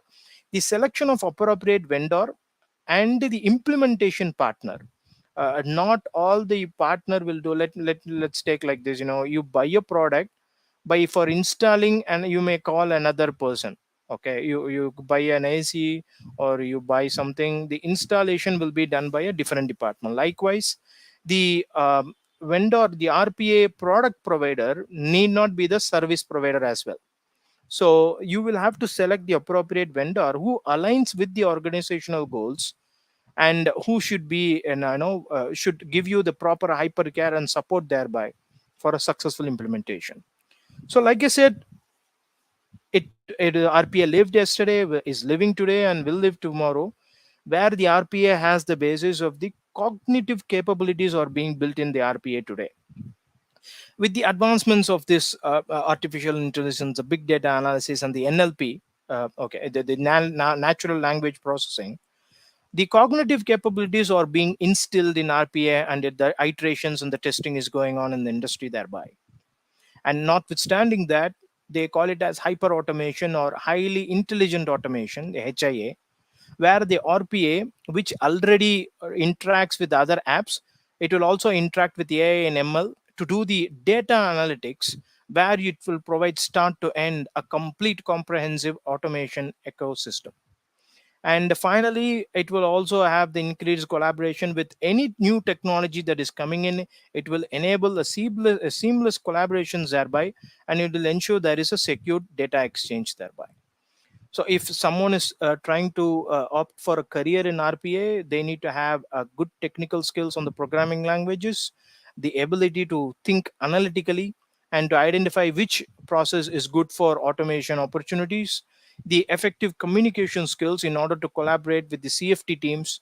CFT is very essential. And finally, the continuous learning. We, under this dynamic business world, continuous learning is the key to the survival. In manufacturing or in any place, we say improve what you sustain and sustain what you improve. And that's the mantra, where whether it is a technology advancement or a professional advancement you're thinking of, the continuous learning, the thirst for knowledge is always essential to always be ahead. And there are several avenues or several places where it offers you the training and certification of RPA programs. You can be a developer and this certification, or be a process analyst. You can choose a career that over and above whatever the graduation you did. I, for myself, did some foundation skills in Blue Prism in the RPA, and that helped me to be a bridge between the process subject matter SMEs, subject matter experts, and as well as on the service provider of the implementation of RPA. There are three key players: the Blue Prism, the UiPath, and Automation Anywhere. The UiPath and Automation Anywhere is something similar, and they usually use for finance and healthcare industries, where UiPath and Automation Anywhere is known to be great. And Blue Prism is much more on the manufacturing part. So, in conclusion, everyone, there is a huge potential to drive the excellence, to transform the business, to have a heads up on the organizations, to overrule or overcome the challenges, and to stay on the future trends, stay ahead, be the first mover in the market. It has a huge potential. RPA has a huge potential to drive for operation excellence. And it also gives you several incredible opportunities, especially for college graduates in the today business. Especially for the college graduates, incredible opportunities thereby. So let's all embrace the potential of automation. Let's all upskill ourselves and keep learning always. And we will always be a step ahead in the future ready career path. Thank you so much, everyone. Thank you very much, sir, for giving us the larger outline on robotic process automation. You helped us to visualize the situations where human has been replaced by the robot. It is really very exciting to know about the applications of RPA in different industries. Particularly, it's amazing to listen about the entire process of RPA in the financial domains, the highlight of P2P, O2C, R2R towards the applicability of boards are awesome and takeaway from this session. You made the confidence among the audience that definitely it is possible that high value added activities can be done by training and testing robots. Thank you very much for giving the motivating session, sir. Thank you so much, sir. Thank you. Thank you for the opportunity. Question answer Thank you session. so much, sir. It was a wonderful session. So over to Srinivasa Prasad, sir, for summing up. Shall we wait for some questions in case anybody has? Or I will speak first. Sir, you can just sum up 1 or 2 minutes so that we will just wait for the questions to come. Okay, 2-3 things. What I wanted to say is a big thanks to Dr. Vasudevan and Mr. Venkatakrishnan, because it was my dream to bring them for the benefit of our members and student community and the faculty. And both of them are proud CMAs. That is one more important thing, because I had been in touch with them for quite some time. And the most important point is, we will have to now, the crux is, we will have to move from auditing per se, because as people were talking, even Neeraj was talking, that the government is into AA and ML, because we are in touch with the government very often these days from the council side. The government is into really on a big data, AA, ML, you name anything. But if you go to the income tax side, as somebody was telling, Disha in the IRCTC, Sir was talking about Lakshmi. Lakshmi, Sadi clan, a robo stays in the bank and then answers all your question. Okay, and I think 4 languages it speaks: English, Hindi, Telugu, and Tamil. That is what we have seen. Lakshmi stays in the hotel. I mean, in the banks. When you enter the bank, she is there to answer all your routine questions and some of the difficult questions also, which she answers. Now, being a cost and management accountant and the students and faculty of commerce and business, it is very important to know where we are heading globally and nationally also. And with the government moving much faster than us at a breathtaking speed, experts will agree with me. They are into a breathtaking speed. Like all of you must be knowing, income tax, we will be discussing about it in some other session. Now, if you are an individual and only salaried class, you don't need anybody to help you to do your income tax return. You not only say yes or no, and then the government has taken over the whole thing. So the jobs and opportunities are shifting from accounting and audit to predictive control and predictive mechanism. We are now moving. See, it is not enough for us to only account and audit. For us now, we will have to say, as both the speakers were telling, that we will have to have an analysis of the data everywhere and then predict, and then in fact make things happening after the prediction. Because you will have to make things happening. For that, you will need the complete data of past and what is going to happen also. And definitely RPA is not going to be a replacement for human beings. In fact, the human beings are being released to do predictive analysis instead of a mundane past analysis. And every time when we do, we will be doing a perfect job, because it is going to be trained, and then the trained robo is going to do, and it is not going to make a mistake. Whereas 2 plus 3, sometimes in my life I can also make a mistake as 6, whereas the robo is not going to make that. As long as you have trained it to always, it will say 2 plus 3 is equal to 5. And the path what we will have to take is unlearn and learn. And big data is the one. Some of the big automotive company, I can vouch that Tata Motors are only a very big thing on big data. Dr. Vasudevan will vouch for that. And RPA, even in many companies have done, and I was very happy because I did it in NMDC at Hyderabad. Then when I met Mr. Venkatakrishnan, then he was at that time in another organization. He has done it. So it was a pet subject. Then I thought the students, faculty, and our members should know. It's a huge opportunity for cost and management accountants and the commerce and business students to learn all these things and then get ready for not even day after tomorrow, get ready for tomorrow. This is what I thought I will say. And it's a huge subject, as I told yesterday. Based on the feedback, we may have a separate session on chat GBT, and then we may have a session on bot. We, like he was talking of P2P, O2C, and R2R. There is one more R2R. Recruit to retire is also R2R. It comes under the human capital management system of the ERP. So we will do all these things, and I'm very, very happy. I was able to be fully present to listen to both these speakers. Thank you very much. Thanks to the organizers, and it was a real thing. Thank you very much. Over to the organizers. Sir, thank you, sir. The questions have come up. I will pin the questions in the screen. So any of the resource persons are free to answer the questions. So I have pinned one question in the screen.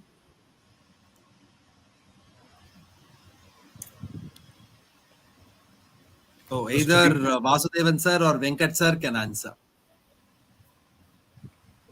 You mean the bot for P2P process? Could you please identify any such bots for O2C process? Whatever the bot that you use for P2P, you can use it for O2C or R2R. The bots is what you train them.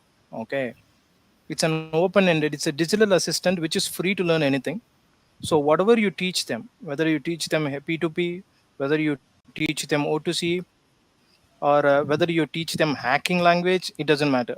It will still learn. it will go ahead and do it. So the bot you use for P2P can also be used for O2C.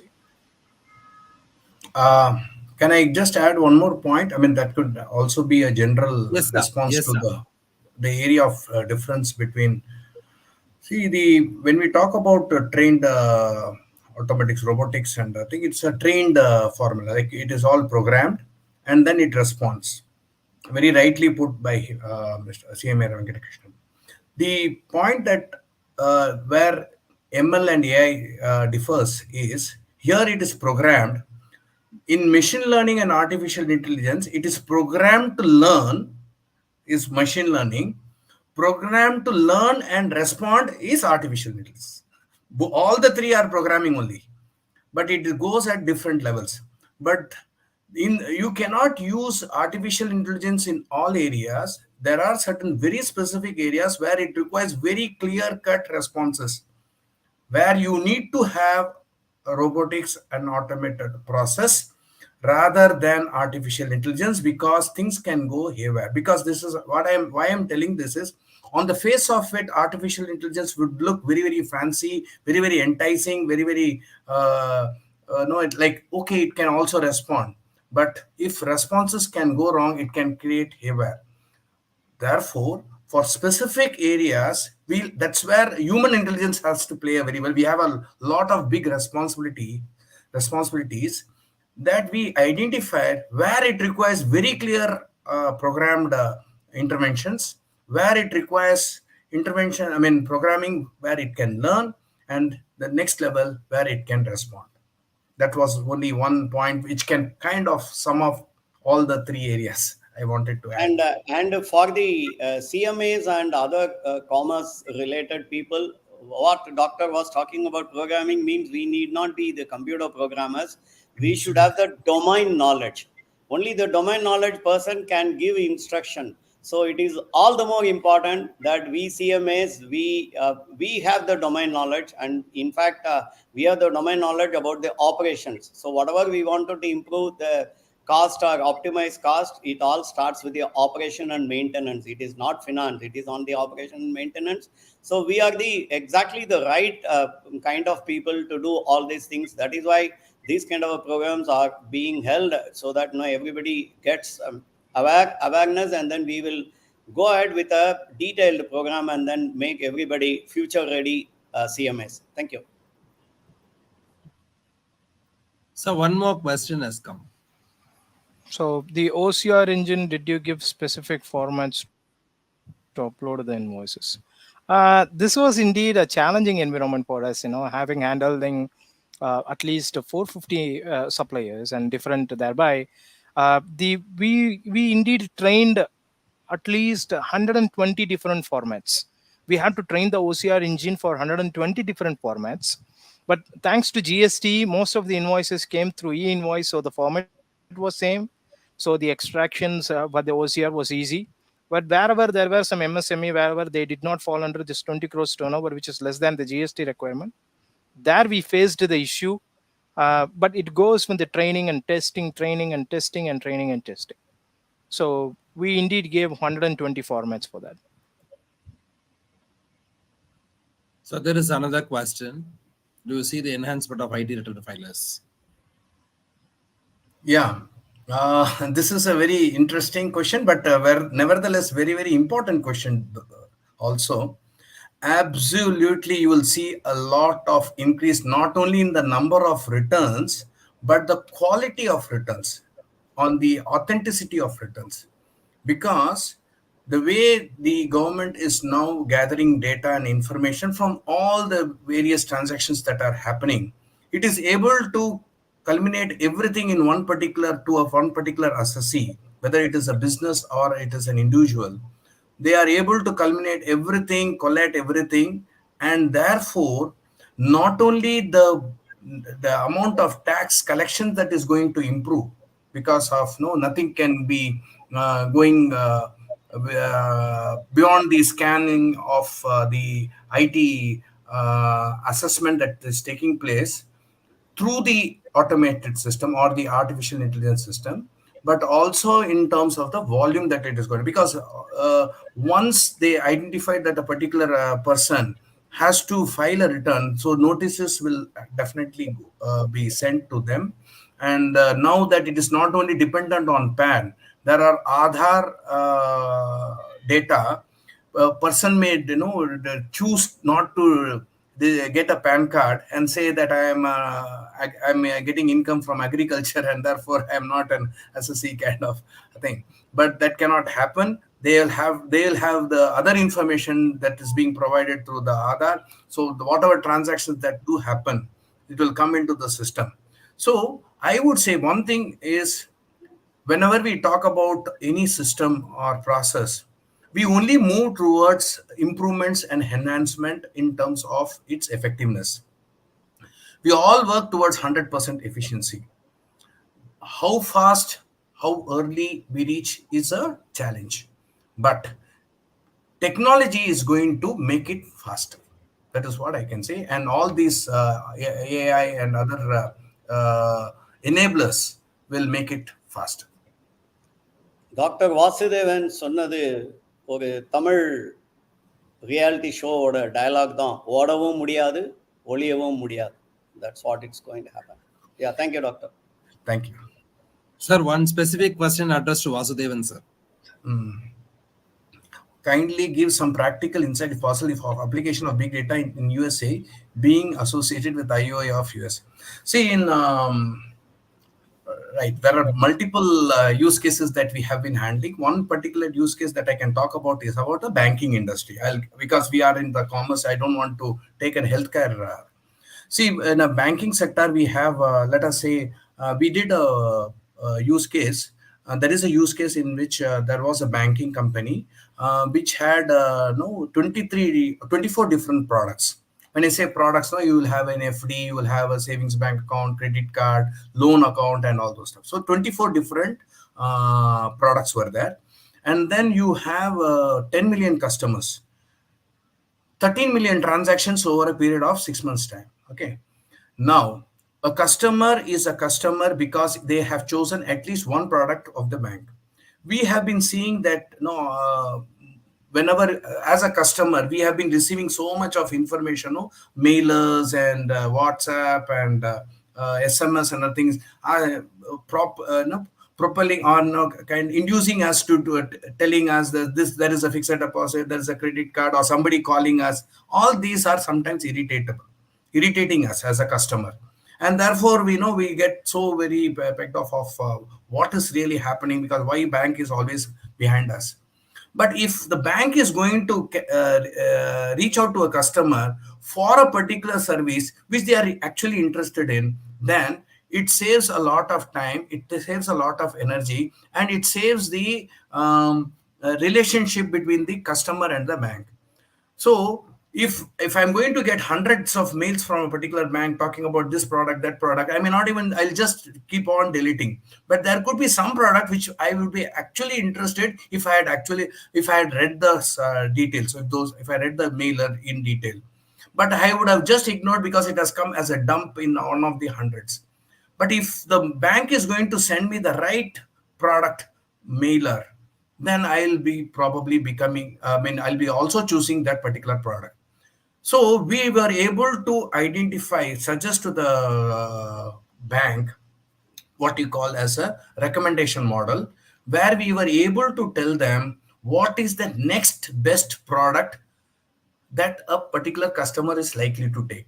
So if there are 24 different products, at least we will rank them 1, 2, 3, 4, 5, 6, 7, 8, 9, 10. So the banks can choose at least the first 5 and keep sending, instead of sending for all the 24 and wasting their time, not only their time, also the time of the customer, and actually saving strengthening the relationship between the customer and the bank. I hope I have answered that point, my dear friend. Yes, sir. Yeah. There is one final question. Which areas of accounting profession are under threat because of RPA? No, I wouldn't put it as a threat. All right. There is nothing to be scared of. This technology has really helped us to evolve.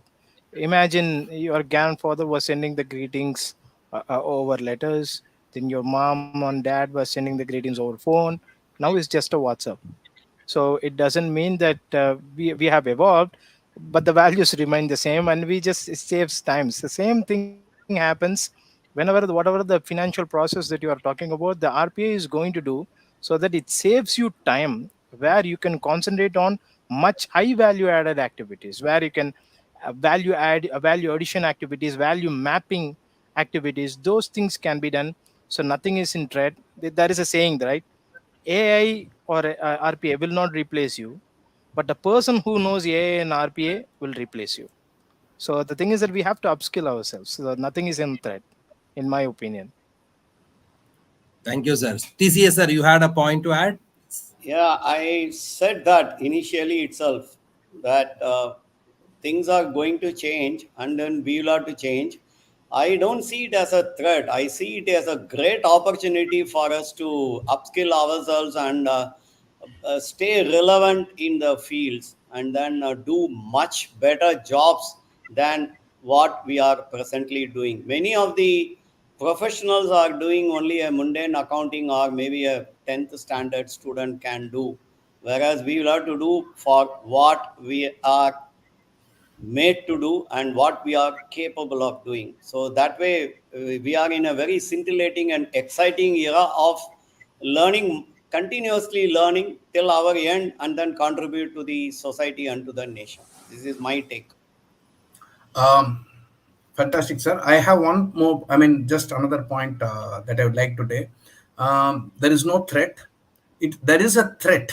We should also remember there is a threat to those people who are doing repetitive jobs, mundane jobs, normal jobs. They'll have to enhance themselves to upgrade to new technologies so that they can take all. I'm just summing up all this, the points that both senior persons have mentioned. So it is the same thing that I am repeating, but why I'm giving that particular warning is for so that there is no feeling that no, okay, we are all in a comfortable zone. We have to equip ourselves as quickly as possible, and as was rightly put forward by TCA Srinivas Prasad sir, um, it is not necessary for you to be having coding knowledge. Okay, you need not be a programmer. I am not a programmer, but as long as you have the simple analytical skills, you will be able to use all this for the decision making process for any management.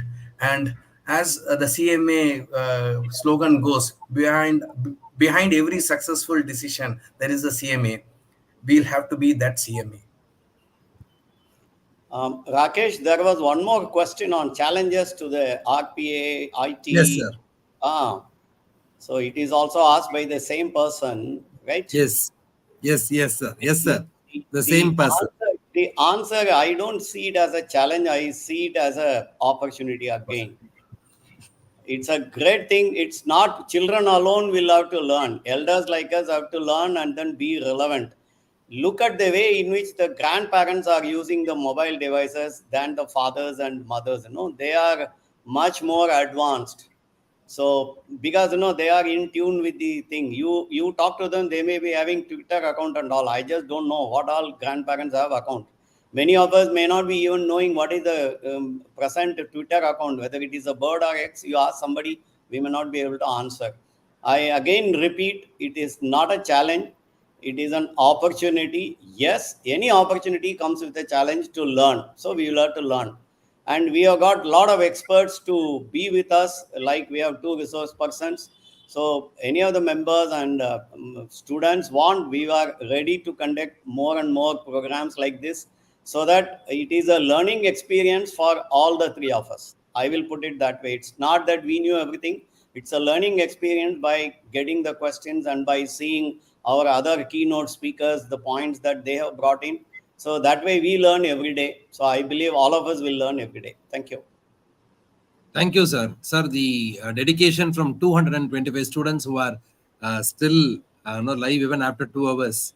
So it shows their thirst for the knowledge. So the day two has We been very also have successful. we also have close to 350 plus members attending this. Yes. right now from So- the costing side. Yeah. So it is a wonderful day. So over to Kavita ma'am to propose the vote of thanks and close. Yes, sir. Thank you. Yes, sir. It's really a very, very wonderful day. Knowledge sharing process has reached the milestone and it has crossed about RPA, big data, robotic technology. So we acquainted the knowledge and the curiosity has been created. So I'm requesting Dr. Balaji to propose the formal vote of thanks. Sir, please. Yeah, it has surpassed. We have crossed even 2 hours, madam. That shows. Okay, sir. Okay. On behalf of Guru Nanak College and ICA, we are expressing our heartfelt thanks to all the organizers for giving this big day. We are coming to the conclusion of day 2, and definitely we are awaiting for the day 3. Thank you very much for the unique program given to us. Thank you, one and all. Thank you. Thank you, madam. Thank you. Thank you. Thank you, sir. Thank Dr. you. Vasudevan and Venkatakrishnan, Rakesh, and all faculty and Thank you, organizers. sir. It was a Thank you, wonderful. sir. Thank you very much. Thank you. Thank you for the opportunity.